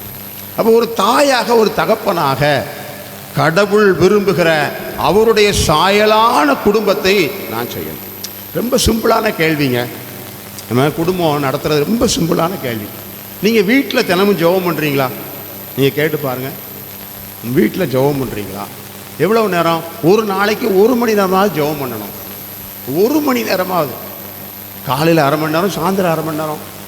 நீங்கள் சொல்லலாம் 5 மணிக்கு எந்திரிக்கிறேன் ஃபாதர், எந்திரிச்சு வீட்டை உத்தத்தை தொளிச்சு கோலத்தை போட்டு வீட்டுக்குள்ளே காப்பியை போட்டு டீயை போட்டு பிள்ளையை எழுப்பி அந்த சனியை குளிப்பாட்டி காலை சாப்பாடு செஞ்சு மத்தியான சாப்பாடு நைட்டு 11 மணி ஆகிடுதுன்னு சொல்லுவோம். ஆனால் மாதா அதே வேலையத்தானே பார்த்தாங்க. மாதா வீட்டில் வேலைக்காரியாக வச்சுருந்தாங்க. அவங்களுக்கு ஜெபிக்க நேரம் இருந்துச்சு. இன்றைக்கி வாசகத்தில் வாசகம், பிள்ளைய கோயிலுக்கு கூப்பிட்டு போனாங்களே. பூசை ஆரம்பித்த பிறகு இல்லை, ஆரம்பித்ததுக்கு முன்னாடியே கூப்பிட்டு போனாங்களே. கடவுளுடைய அருள் செயல்படுகிறது. நாம் ஒத்துழைக்க வேண்டும். 30 வருஷமாக கிறிஸ்தவங்களாக இருக்கோம், ஒரு நாள் வீட்டில் ஜெபம் பண்ணுறதே இல்லையே. அப்போ நம்ம என்ன நினைக்கிறோம்? நம்ம வேலை பார்த்தா குடும்பத்தை காப்பாற்றிடலாம், உழைச்சா குடும்பத்தை காப்பாற்றிடலாம், ஞாயிற்றுக்கிழமை பூசை, அரை பூசை, முக்கா பூசை பார்த்தா போதும்னு நினைக்கிறோம். சான்ஸே கிடையாது, சான்ஸே கிடையாது. ஏன்னா நீ நினைக்கிற மாதிரி உன் பிள்ளை வளரலை, உங்கள் அப்பா நினச்ச மாதிரி நீ வளரலை. அப்போ குடும்பத்தை கடவுளுடைய அருள் கட்டுனா தான் வாழ முடியும். அப்போ ஒவ்வொரு நாளும் நான் ஆண்டவரிடம் மன்றாட, ஒரு நாளைக்கு 1 மணி நேரமாவது ஜெபம் பண்ணு. நீ கிறிஸ்தவனாக இருக்கிறேன்னு சொன்னால் 1 மணி நேரமாவது ஜெபிக்கணும். இல்லைன்னா நீ போலி கிறிஸ்தவன், நீ போலி கிறிஸ்தவன். ஞாயிற்றுக்கிழமை பூசை ஆரம்பித்த பிறகு தான் வாரம். மறைக்கல்வியில் சின்ன பிள்ளைகளுக்கு தலையில் கொட்டு போட்டு சொல்லுவோம், பூசைக்கு சீக்கிரவான்னு. அப்பா அம்மாவை நிப்பாட்டி வரிசையாக கொட்டு போடலாமா, இல்லை முழங்கால் போட சொல்லலாமா கோயிலில்? நீயே பூசை ஆரம்பித்து வர வரைய அப்புறம் குடும்பம் எப்படி வழங்கும்? குடும்பத்துக்கு எப்படி ஆசீர்வாதம் கிடைக்கும்? அப்போ பொறுப்பற்ற பெற்றோர்கள், கத்தோலிக்க வாழ்க்கை, நம்பிக்கை வாழ்க்கை வாழாத பெற்றோர்கள் குடும்பத்துக்கு ஆசீர்வாதம் கிடையாது. நீ எவ்வளோ உழைச்சாலும் கடவுளுடைய அருள் உனக்கு கிடைக்காது. அப்போ இன்றைக்கு நான் என்னை இந்த குடும்பத்தை மீட்க ஆண்டவர் தேர்ந்தெடுத்திருக்கிறார். நான் ஆண்டவருக்கு என்னை அர்ப்பணிக்கிறேன், என் குடும்பத்தை அர்ப்பணிக்கிறேன். நான் எப்படி உண்மையான ஆண்டவருடைய அருளின் வாழ்க்கையை, ஆண்டவர் கொடுக்கிற புண்ணியத்தின் வாழ்வை நான் எப்படி வாழணும்? கடவுளுடைய அருள் நமக்கு கொடுப்பார். இன்றைக்கு கேட்டால் கொடுப்பார். இன்றைக்கு ஒரு புது வாழ்வு, ஒரு புது குடும்ப வாழ்வு, இறைவனுடைய அருளை பெறுகிற வாழ்வு நமக்கு நிறைவாக கிடைக்கட்டும். ஆண்டவரிடம் மன்றாடுவோம், நம்முடைய நம்பிக்கையை அறிக்கையிடுவோம், எழுந்து நிற்போம்.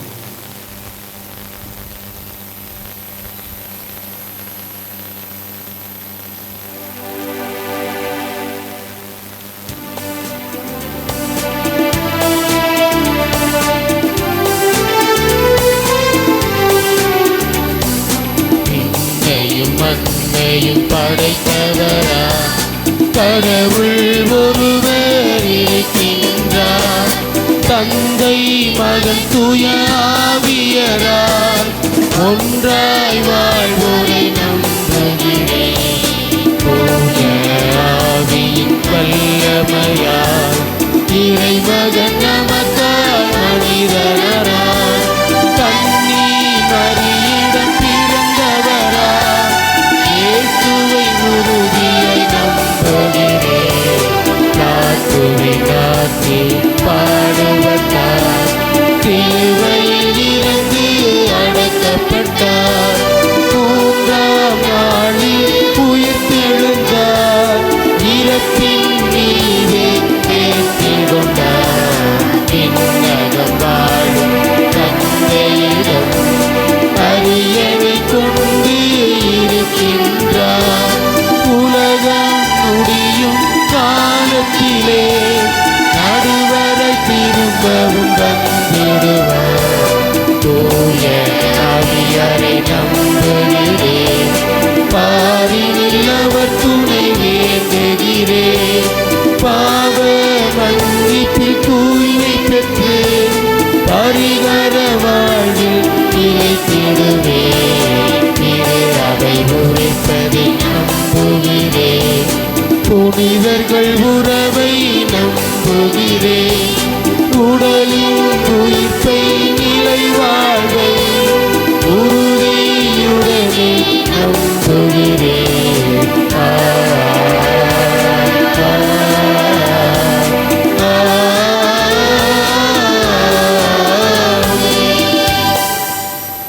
ஆண்டவருடைய திருமுன்னால் அவருடைய புனிதமான பிரசன்னத்தில் நாம் இருக்கின்றோம். நம் கண்களை மூடி கைகளை குவித்து நம்முடைய எல்லா தேவைகளுக்காக ஆண்டவர் உயிரோடு வாழ்கிறார். நம்முடைய ஜெபங்களை எல்லாம் கேட்டுக்கொண்டிருக்கிறார். நம்பிக்கையோடு எல்லா தேவைகளுக்காக மன்றாடுவோம். நன்மைகளின் நாயகனே இறைவா, திரு அவையாம் குடும்பத்தை வழிநடத்தும் திருத்தந்தை, ஆயர்கள், குருக்கள், துறவியர், கன்னியர், பொதுநிலையினர் அனைவரும் உமது அன்பை உள்ளத்தில் ஏற்றுக்கொண்டு உண்மையையும் பரிவிரக்கத்தையும் நிறைவாய் பொழிந்து ஒற்றுமையுடனும் அமைதியுடனும் இறையரசை அறிவிக்கும் கருவிகளாய் திகழ்ந்திட வரம் தர வேண்டுமென்று இறைவா உம்மை மன்றாடுகிறோம். அறிவிலும் பண்பிலும் சிறந்து பெற்றோருக்கும் பெரியோர்களுக்கும் கீழ்ப்படிந்து வாழ்ந்த எம் இறைவா, எங்களது குடும்பங்களில் வளரும் குழந்தைகள் அனைவரும் பெற்றோர்களுக்கும் பெரியோர்களுக்கும் கீழ்ப்படிதலுள்ள பிள்ளைகளாக வாழ்ந்து சுயநலமற்ற அன்பும் அடுத்திருப்பவருடன் நட்பு பாராட்டும் நல் உள்ளமும் தந்திட வேண்டுமென்று இறைவா உம்மை மன்றாடுகின்றேன்.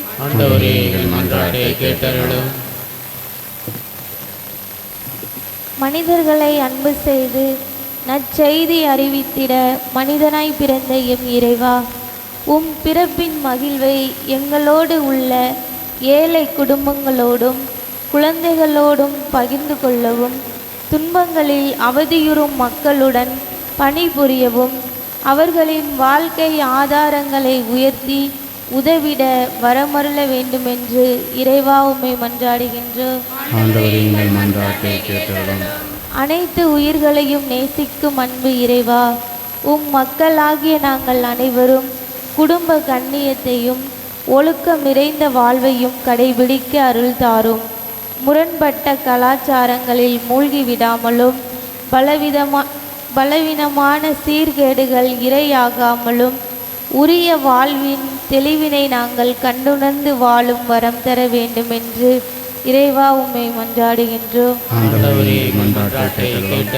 அன்பின் இறைவா, கடவுளின் சாயல் எங்கள் குடும்பங்களில் இருக்கிறது என்பதனை உணர்ந்து வாழவும், படைத்தல், காத்தல், மீட்பு இப்பணிகளினை நாங்கள் சரிவர செய்யவும், சிறப்பாக மீட்பு பணியின் மூலம் நாங்கள் உம் சாயலை பிரதிபலிக்கவும், எங்கள் குடும்பங்களை உமக்கே அர்ப்பணித்து உமது அருளை பெற்று சவால்களினை எதிர்கொண்டு வாழவும் வரமருள இறைவா உம்மை மன்றாடுகின்றோம். நம்முடைய தனிப்பட்ட தேவைகளுக்காக அமைதியாக மன்றாடுவோம். எங்கள் தாயும் தந்தையுமான இறைவா, உமக்கு நன்றி கூறுகிறோம். நம்முடைய சாயலிலும் உருவிலும் எங்களை நீர் குடும்பமாக நீர் உண்டாக்கிய உம்முடைய மாபெரும் அருளுக்காக நன்றி. உலகம் உண்டாவதற்கு முன்பே நீர் எனக்கென முன்குறித்த என் மனைவிக்காக, என் கணவனுக்காக, பிள்ளைகளுக்காக இந்த நாளிலே நன்றி கூறுகிறேன். ஆண்டவரே, இந்த குடும்பத்தை இந்த நாளிலே உமக்கே அர்ப்பணிக்கிறோம். உம்முடைய பேரருள் இந்த குடும்பத்திலே செயல்படட்டும்.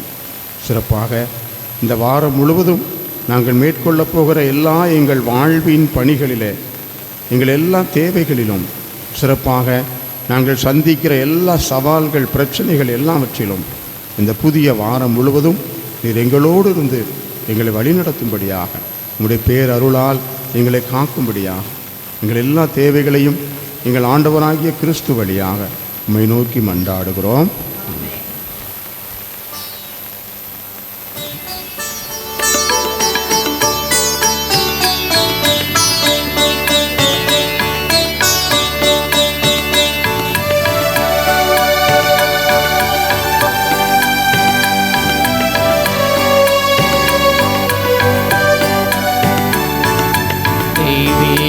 பலியில் உறவாடும் தெய்வமே, தெய்வீக பலியில் உறவாடும் தெய்வமே, உன்னோடு பலியாக நானும் இறைகின்றேன். காணிக்கை ஏற்றிடுவார், காணிக்கை ஏற்றிடுவார். பலியில் உறவாடும் தெய்வமே,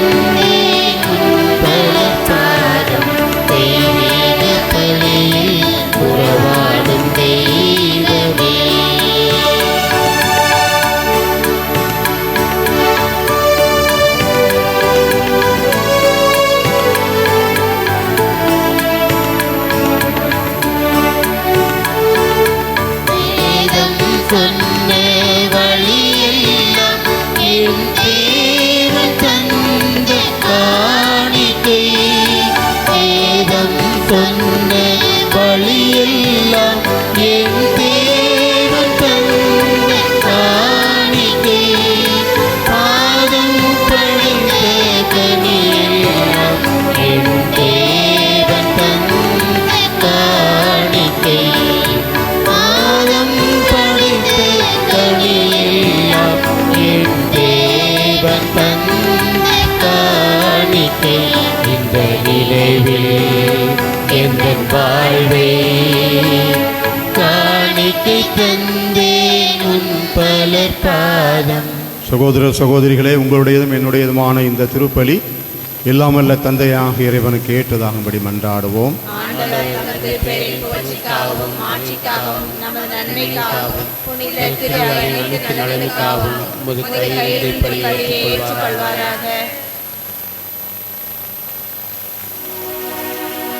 பேரிரக்கமுள்ள இறைவா, மகிழ்வின் பலிப்பொருளை நாங்கள் உமக்கு ஒப்பு கொடுத்து உம்மை தாழ்மையோடு வேண்டுகின்றோம். அதனால் கடவுளின் கன்னித்தாய் புனித யோசேப்பு ஆகியோருடைய பரிந்துரையின் உதவியால் எங்கள் குடும்பங்களை உம் அருளிலும் அமைதியிலும் உறுதியாய் நிலைநிறுத்துவீராக. எங்கள் ஆண்டவராகிய கிறிஸ்து வழியாக உம்மை மன்றாடுகின்றோம்.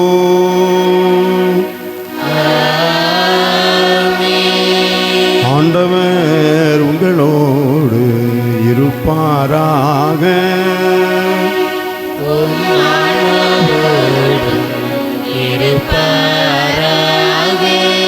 இதயங்களை மேலே எழுப்புங்கள். ஆண்டவரிடம் எழுப்பியுள்ளோம். நம் இறைவனாகிய ஆண்டவருக்கு நன்றி கூறுவோம். அது தகுதியும் நீதியும் ஆனதே. ஆண்டவரே, தூயவரான தந்தையே, என்றும் வாழும் எல்லாமல்ல இறைவா, எந்நாளும் எவ்விடத்திலும் நாங்கள் உமக்கு நன்றி செலுத்துவது மெய்யாகவே தகுதியும் நீதியுமாகும். எங்கள் கடமையும் மீட்புக்குரிய செயலுமாகும். ஏனெனில் வாக்கு மனிதரானார் என்னும் மறைநிகழ்வின் வாயிலாக உமது மாட்சியின் ஒளி எங்கள் மனக்கண்களுக்கு புதிதாய் ஒளி வீசியது. எனவே அவரில் நாங்கள் கடவுளை கண்கூடாய் காண்கின்றோம். அவர் வழியாகவே கண்காணாதவை மீதுள்ள அன்பினால் நாங்கள் ஆட்கொள்ளப்படுகின்றோம். ஆகவே வானக தூதர்கள் புனிதர்கள் அனைவரோடும் சேர்ந்து நாங்களுமே புகழ்ந்து முடிவின்றி பாடுவதாவது: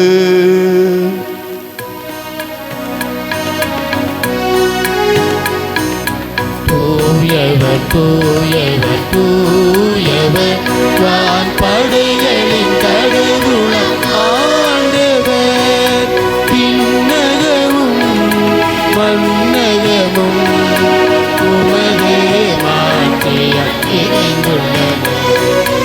உன்னதங்களிலே ஓசன்னா, உன்னதங்களிலே ஓசன்னா. பெயரால் வருகிறவர் ஆசி பெற்றவர். உன்னதங்களிலே ஓசன்னா, உன்னதங்களிலே ஓசன்னா.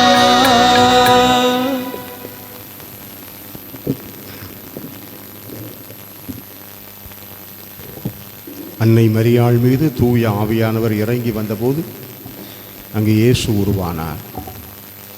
அதே தூய ஆவியானவர் இந்த பீடத்திலே இப்போது இறங்கி வரப்போகிறார். இயேசு இந்த பீடத்திலே வரப்போகிறார்.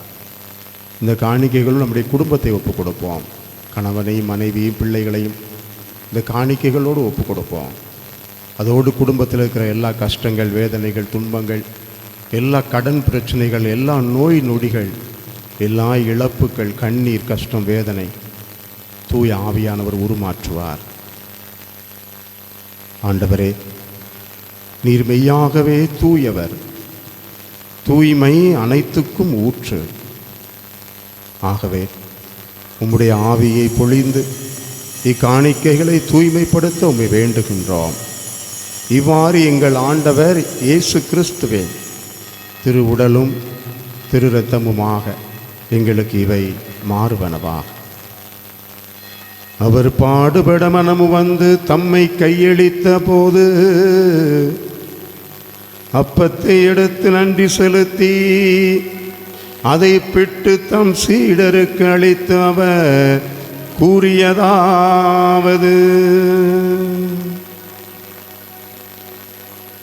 அனைவரும் இதை வாங்கி உண்ணுங்கள், ஏனெனில் இது உங்களுக்காக கையளிக்கப்படும் என் உடல்.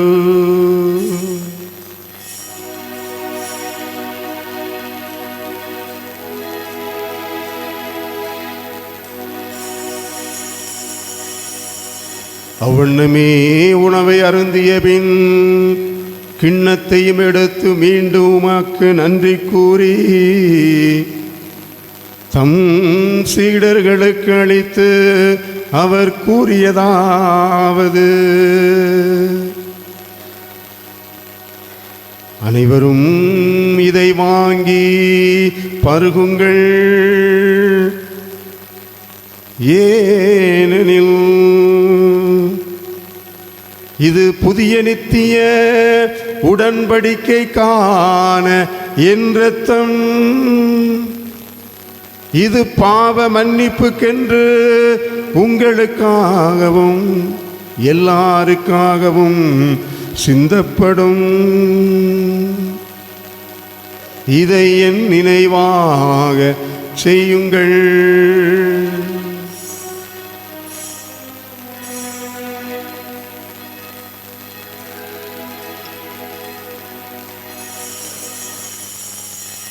நம்பிக்கையின் மறை பொருள்.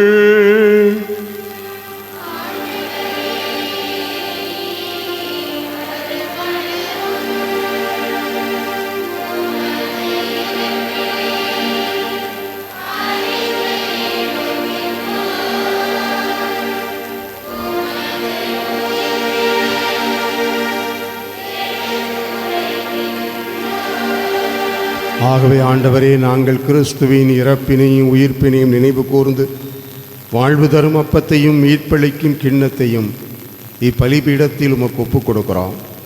திருமுன் நின்று உமக்கு ஊழியம் புரிய தகுந்தவரங்களை ஏற்றுக்கொண்டீரே, நாங்கள் உமக்கு நன்றி செலுத்துகிறோம். மேலும் கிறிஸ்துவின் உடலிலும் இரத்தத்திலும் பங்கு கொள்ளும் எங்களை தூய ஆவியானவர் எங்களோடு எப்போதும் இந்த வாரம் முழுவதும் எங்களோடு இருந்து எங்களை வழிநடத்தும்படியாக தாழ்மையோடு மன்றாடுகிறோம். ஆண்டவரே, உலகமெங்கும் பரவி இருக்கும்படிய திரு அவையை சிறப்பாக எங்கள் திருத்தந்தை பிரான்சிஸ், எங்கள் ஆயர் அந்தோணிசாமி, எல்லா ஆயர்கள், திருப்பணியாளர்கள், துறவியர், பொதுநிலையினர், இந்த திருப்பலிக்கு வந்திருக்கிற எங்கள் ஒவ்வொருவரையும் எங்கள் எல்லா வேண்டல்களையும் நன்றிகளையும் இந்த காணிக்கைகளோடு உமக்கு ஒப்புக் கொடுக்கிறோம். அன்பின் நிறைவை அடையச் செய்திடலாம். மேலும் உயிர்த்தெழும் எதிர்நோக்கோடு துயில் கொண்டுள்ள எங்கள் சகோதர சகோதரிகளையும் இறந்த எல்லாரையும் இரக்கத்தோடு நினைவு கூர்ந்து உடைய திருமுக ஒளியினுடைய ஏற்றருளாம் எங்கள் அனைவர் மீதும் இரக்கமாயும். கடவுளின் கன்னி தாயான புனித மரியா, அவருடைய கணவரான புனித யோசேப்பு, புனித திருத்தூதர்கள், இவ்வுலகில் உமக்கு உகந்தவராயிருந்த புனிதர் அனைவரோடும் நாங்கள் நிலை வாழ்வில் பங்கு கொள்ளும் தகுதி பெற்று திருமகன் இயேசு கிறிஸ்து வழியாங் உம்மை புகழ்ந்தேத்து வரமருள உம்மை மன்றாடுகிறோம். இவர் வழியாக, இவரோடு, இவரில் எல்லா வல்ல இறைவனாகிய தந்தையே, தூயாவியாரின் ஒன்றிப்பில் எல்லா புகழும் ஆட்சியும் என்றென்றும் உமக்கு உரியதே.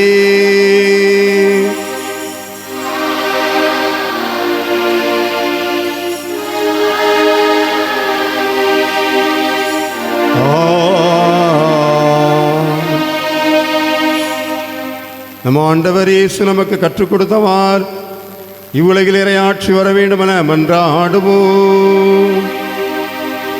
இந்னுலகில் இருக்கிற எங்கள் தந்தையே, உமது பெயர் தூயது என போற்ற பெறுக. உமது ஆட்சி வருக. உமது திருவுளம் இந்னுலகில் நிறைவேறுவது போல மண்ணுலகிலும் நிறைவேறுக. எங்கள் அன்றாட உணவை இன்று எங்களுக்குத் தாரும். எங்களுக்கு எதிராக குற்றம் செய்வோரை நாங்கள் மன்னிப்பது போல எங்கள் குற்றங்களை மன்னியும். எங்களை சோதனைக்கு உட்படுத்தாதையும், தீமையிலிருந்து எங்களை விடுவித்தருளும். ஆண்டவரே, தீமை அனைத்திலும் இருந்து எங்களை விடுவித்து எங்கள் வாழ்நாளில் அமைதியை கனிவோடு மன்றாடுகிறோம். உம்முடைய இரக்கத்தின் உதவியால் நாங்கள் பாவத்திலிருந்து எப்போது விடுதலை பெற்று யாதொரு கலக்கமுமின்றி நலமாய் வாழ்வோமாக. நாங்கள் எதிர்நோக்கி இருக்கும் பேரின்பத்துக்காகவும் மீட்பராக இயேசு கிறிஸ்துவின் இரண்டாம் வருகைக்காகவும் காத்திருக்கின்றோம்.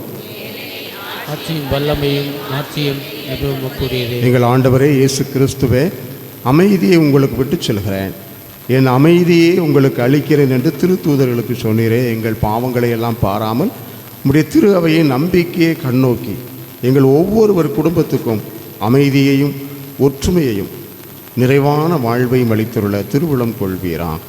என்றென்று வாழ்ந்து ஆட்சி செய்கின்றவர் நீரே. ஆண்டவருடைய சமாதானம் உங்களோடு என்றும் இருப்பதாக. ஆன்மாவோடும் இருப்பதாக. ஒருவருக்கொருவர் சமாதானம் தெரிவித்துக் கொள்வோம். சமாதானம்.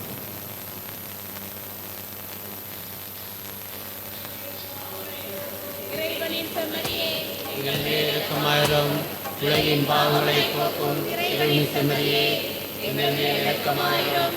உலகின் பாவங்களை போக்கும் இறைவனின் செம்மறியே, எங்களுக்கு அமைதி அளித்தருளும்.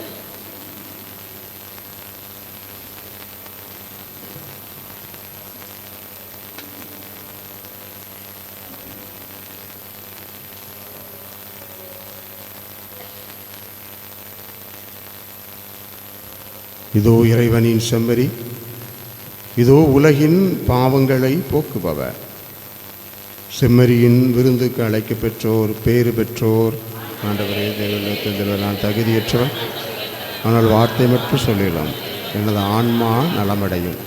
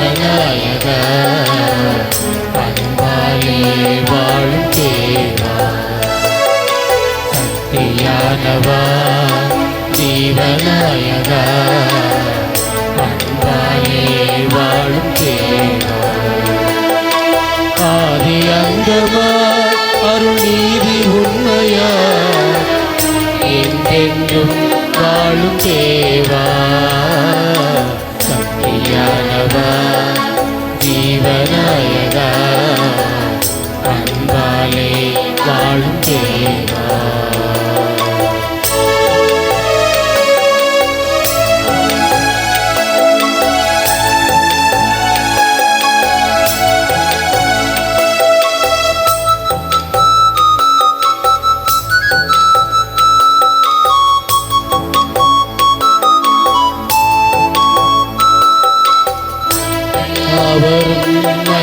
அக்களிக்கவா அக்களிக்கவா அன்பிலக்களிக்கவா அச்சமின்றியே வாழ்வில் ஒத்துழைக்கவா ஒத்துழைக்கவா வாழ்வில் ஒத்துழைக்கவா திக்கனைத்துமே உண்மை எதிரொலிக்கவா எதிரொலிக்கவா உண்மை எதிரொலிக்கவா யுத்தம் நீங்கியே அமைதி உதிக்க செய்யவா உதிக்க செய்யவா அமைதி உதிக்க செய்யவா பூமி எங்குமே எங்கும் ஜாபம் தங்கியே அன்பாலே வாழும் தேவா சக்தியானவா ஜீவநாயகா அன்பாலே வாழும் தேவா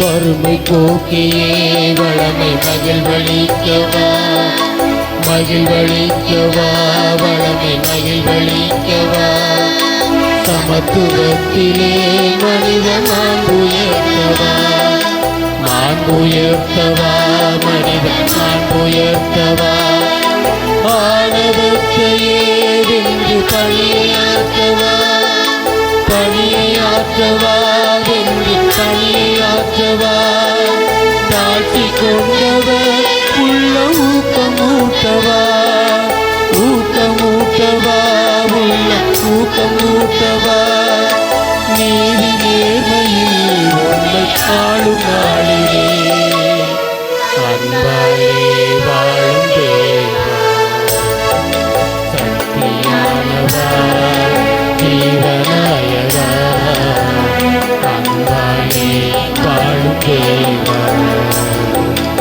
ஆதி அந்தமாய் அருள் நீதி உண்மையா என்றென்றும் வாழும் தேவா சக்தியானவா ஜீவநாயகா அன்பாலே வாழும் தேவா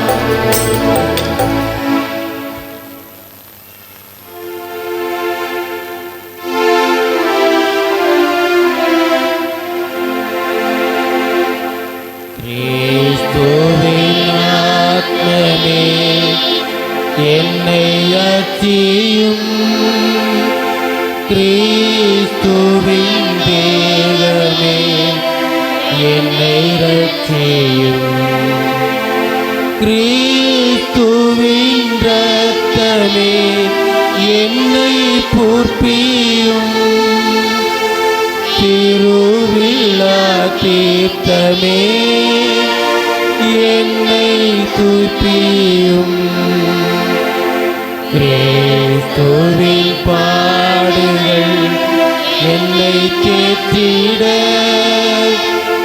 அருள் நிறை இயேசுவே என்னை தேற்றிடும் அரிய காயங்களுள் என்னை வைத்திடும் பிரிந்திட வண்ணமா என்றும் கட்டிடும் பொருது சத்துவிடம் என்னை காத்திடும் மரண வேளையில் என்னை கூப்பிடும் பரகதியிடம்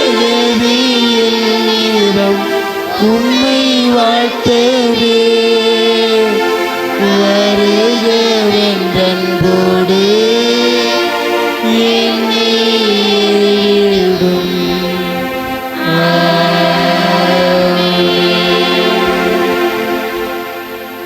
திருமண அறிக்கை. சிவகிரி பங்கு வாசத்து நினைவில் இருக்கும் கற்பசாமி கலா இவருடைய மகன் ராஜுக்கும், புளியங்குடி பங்கு புண்ணியவனத்தில் வசிக்கக்கூடிய செபஸ்தியான் எலிசபெத் இவருடைய மகள் ஞான புனிதாவுக்கும் திருமணம் நடைபெற உள்ளது. இது முதலாவது ஓலையாகும். இந்த திருமணத்தில் ஏதாவது விக்கலங்கள் இருக்குமே என்று சொன்னால் சங்கைக்குரிய பங்குத்தந்தை அவர்களிடம் தெரிவிக்க வேண்டியது அவருடைய கடமையும் பொறுப்புமாகும். டிசம்பர் மாதம் குழந்தை இயேசுவுக்கு ஒப்பு கொடுக்கப்பட்ட மாதம். வருகின்ற ஞாயிறு ஆண்டவருடைய திருக்காட்சி பெருவிழா, 3 அரசர்கள் திருவிழா. அன்று காலை 6:30 மணிக்கு சிந்தாமணியிலும் 8 மணிக்கு பங்கு ஆலயத்திலும் திருப்பலி நடைபெறும். இந்த வார திருப்பலி விவரங்கள்: திங்கள் வியாழன் காலை 6 மணி பங்காலயம், திங்கள் வியாழன் காலை 6 மணி பங்காலயம், வெள்ளி சனி மாலை 6:30 மணி பங்காலயம், வெள்ளிக்கிழமை மாதத்தின் முதல் வெள்ளி அன்று மாலை 6:30 மணிக்கு பங்காலயத்தில் திவ்ய நற்கருணை ஆராதனையும் திருப்பலியும் நடைபெறும். வருகின்ற சனி முதல் சனி அன்று மாலை 6:30 மணிக்கு பங்காலயத்தின் கெபியில் திருப்பலி நடைபெறும். புதன்கிழமை காலை 8:30 மணிக்கு பங்காலயத்தில் புத்தாண்டு திருப்பலி நடைபெறும். வருகின்ற செவ்வாய் வருடத்தினுடைய கடைசி நாள் அன்று இரவு 11 மணிக்கு பங்கு ஆலயத்திலும் சிந்தாமணியிலும் நன்றி வழிபாடும் அதனைத் தொடர்ந்து புத்தாண்டு திருப்பலியும் நடைபெறும். வருகின்ற செவ்வாய் ஆண்டின் கடைசி நாள் அன்று இரவு 11 மணிக்கு பங்கு ஆலயத்திலும் சிந்தாமணியிலும் நன்றி வழிபாடு மற்றும் அதனைத் தொடர்ந்து புத்தாண்டு திருப்பலி நடைபெறும். இன்று திருப்பலியை சிறப்பித்த மரியாயின் சேனை சபையினருக்கு பங்குத்தந்தை சார்பாக நன்றி கூறுகின்றோம். அடுத்த ஞாயிறு திருப்பலியை சிறப்பிப்பவர்கள் புனித மத்தேயு அன்பிய குடும்பங்கள். கிளை கிராமங்களில் நடைபெறக்கூடிய திருப்பலி விபரம்: இன்று பகல் 11 மணி புன்னைவனம், வருகின்ற வியாழன் இரவு 7 மணி புன்னைவனம். கடந்த ஞாயிறு திருப்பலியில் காணிக்கை வரவு ரூபாய் 5640. கிறிஸ்மஸ் திருப்பலியில் காணிக்கை வரவு ரூபாய் 14,880. விவிலிய நாள் குறிப்பேடு பைபிள் டைரி விற்பனைக்கு வந்துள்ளது. ஒரு டைரியின் விலை ரூபாய் 170, 170. தேவைப்படுவோர் பெற்றுக்கொள்ளவும்.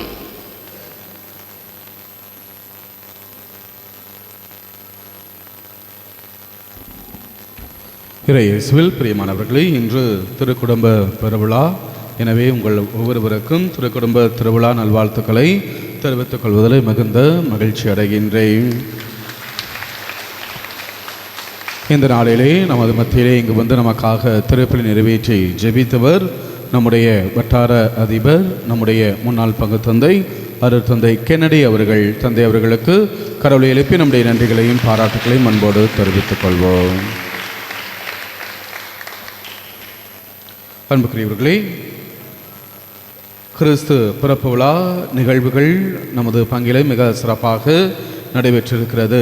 அதற்காக ஒவ்வொருவருக்கும் நன்றி கூற கடமைப்பட்டிருக்கின்றேன்.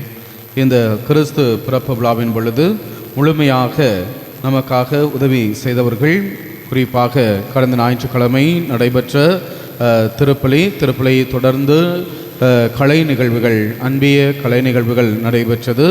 எனவே அந்த அன்பிய கலை நிகழ்வுகளில் கலந்து கொண்ட அனைத்து அன்பிய குடும்பங்கள் ஒவ்வொருவருக்கும் எனது மனமார்ந்த நன்றியை அன்போடு தெரிவித்துக் கொள்கிறேன்.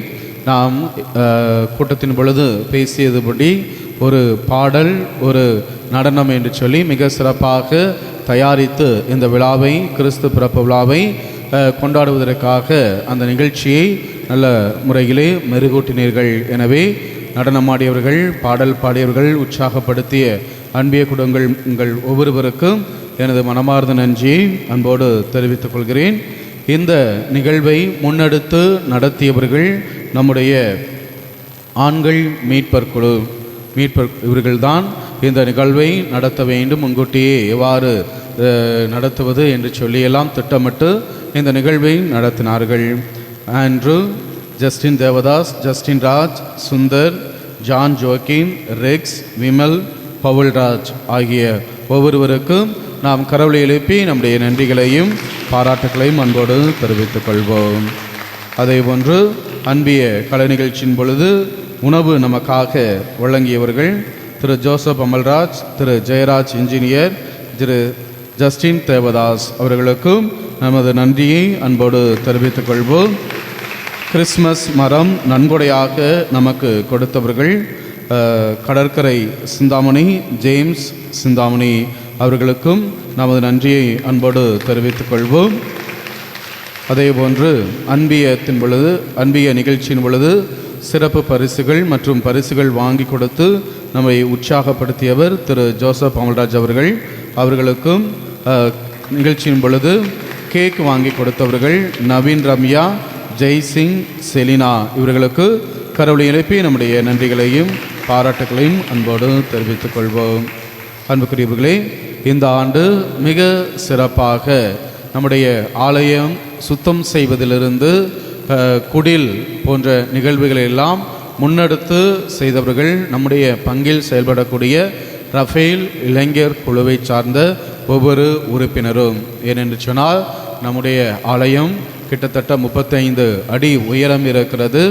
சரியான ஏணி அல்லது அதை தொடுவதற்கு மிக கடினமாக இருக்கும் அந்த சூழ்நிலையிலும் இந்த ஆலயத்தினுடைய பராமரிப்பு பணிகள் ஆலயத்தை முழுமையாக சுத்தம் செய்திருக்கிறார்கள்.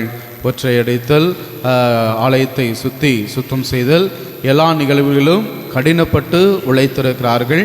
அதோடு இணைந்து இந்த ஆண்டு மிக சிறப்பான ஒரு குடில், வெளியிலிருந்து வருகிறவர்கள் அல்லது நம்மை பங்கை சார்ந்தவர்களுமே பல பேர் சொல்லியிருக்கிறார்கள், இந்த ஆண்டு மிக சிறப்பாக ஒரு கலை நயத்தோடு இந்த ஆண்டு குடிலானது ஏற்பாடு செய்யப்பட்டிருக்கிறது என்று சொன்னார்கள். அந்த அளவிற்கு மிக கடினமாக முன்னேற்பாடுகள் எல்லாம் செய்து உழைத்து இந்த அளவிற்கு சிறப்பு செய்திருக்கிறார்கள். எனவே நம்முடைய இளைஞர்கள் ஒவ்வொருவருக்கும், குறிப்பாக John Dixon, James, Akash, Joseph, Tony, Irudayaraj, Sebastian, Robert, Michael, Brito, Selvin, Titus, Clinton ஆகிய ஒவ்வொருவருக்கும் நாம் கரவொலி எழுப்பி நம்முடைய நன்றியையும் பாராட்டுகளையும் அன்போடு தெரிவித்துக் கொள்வோம்.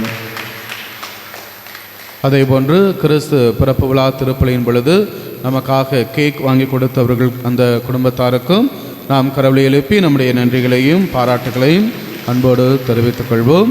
இன்னும் இந்த நிகழ்வின் பொழுது நம்முடைய பாடகர் குழு முன்கூட்டியே தயாரித்து இந்த நிகழ்வை, கிறிஸ்து பிறப்பு விழாவை நல்ல முறையிலே நாம் இணைந்து பாடி ஜெபிப்பதற்கு உதவி செய்திருக்கிறார்கள். எனவே பாடகர் குழு ஒவ்வொருவருக்கும் நமது கரவொலி எழுப்பி நம்முடைய நன்றிகளையும் பாராட்டுகளையும் அன்போடு தெரிவித்துக் கொள்வோம். அதே போன்று கேரல்ஸ் வருகின்ற பொழுது எனக்கு உதவியாக இருந்த அருட் சகோதரிகள் மற்றும் உடன் வந்த ஒவ்வொரு குழந்தைகள் ஒவ்வொருவருக்கும் எனது மனமார்ந்த நன்றியை அன்போடு தெரிவித்துக் கொள்கின்றேன். இன்னும் இந்த நிகழ்வு யாரெல்லாம் உதவி செய்தார்களோ அத்தனை பேரையும் நன்றியோடு நினைத்து பார்க்கிறேன். எனவே அவர்கள் ஒவ்வொருவருக்கும் எனது மனமார்ந்த நன்றியை அன்போடு தெரிவித்துக் கொள்கிறேன். இன்னும் யாருடைய பெயராவது சொல்லாமல் இருக்கிறேன் என்று சொன்னால் மன்னித்துக் கொள்ளுங்கள். அவர்களுக்கும் எனது மனமார்ந்த நன்றியை தெரிவித்துக் கொள்கிறேன். இறைவனுக்கு நன்றி செலுத்துவோம்.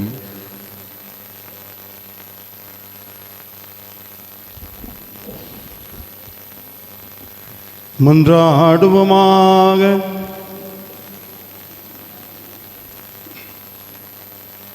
கனிவுமிக்க இறைவா, விண்ணக அருளடையாளங்களால் புதுப்பிக்கப்பெற்ற இவர்கள் திருக்குடும்பத்தின் எடுத்துக்காட்டை இடையறாது பின்பற்றச் செய்தருளும். அதனால் இவர்கள் இவ்வுலகினர்களுக்கு பிறகு அது நிலையான தோழமையை பெறுவார்களாக. எங்கள் ஆண்டவராகிய கிறிஸ்து வழியாக உம்மை மன்றாடுகின்றோம்.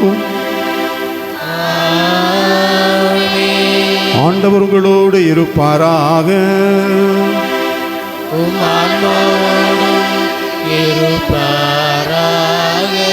எல்லாம் வல்ல இறைவன் தந்தை, மகன், தூயாவியார் உங்கள் அனைவரையும் ஆசீர்வதிப்பாராக.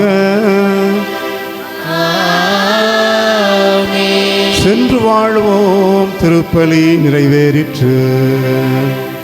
இறைவனுக்கு நன்றி.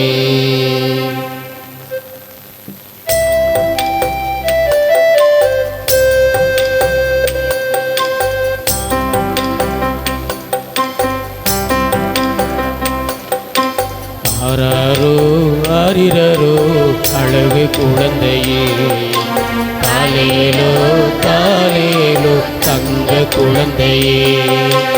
ஆராரோ ஆரிரரோ அழகு குழந்தையே, காலேலோ காலேலோ தங்க குழந்தையே. இயற்கையம்மா மயங்கி நிற்கும் பரமன் குழந்தையோ, இயற்கையம்மா மயங்கி நிற்கும் பரமன் குழந்தையோ. மயக்கமறி மறி ஏசு குழந்தையோ, மயக்கமறி மறி ஏசு குழந்தையோ. ஆராரோ ஆரிரரோ அழகு குழந்தையே, காலேலோ காலேலோ தங்க குழந்தையே.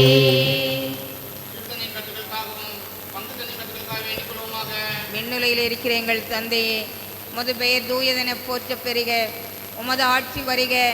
உமது திருவுளம் விண்ணிலையில் நிறைவேறுவது போல மண்ணிலையிலும் நிறைவேறுக.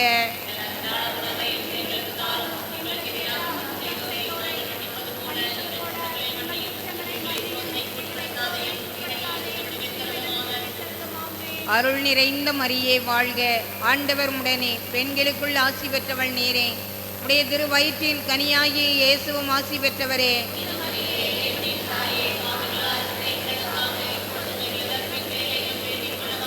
தந்தைக்கும் மகனுக்கும் தூய ஆவியாருக்கும் ஆட்சி உண்டாவதாக. நிலையான புகழுக்குரிய தூய்மை மிகு நற்கருணைக்கு எல்லா காலமும் ஆராதனையும் புகழும் ஆட்சியும் உண்டாக கடவுளே. ஆமென்.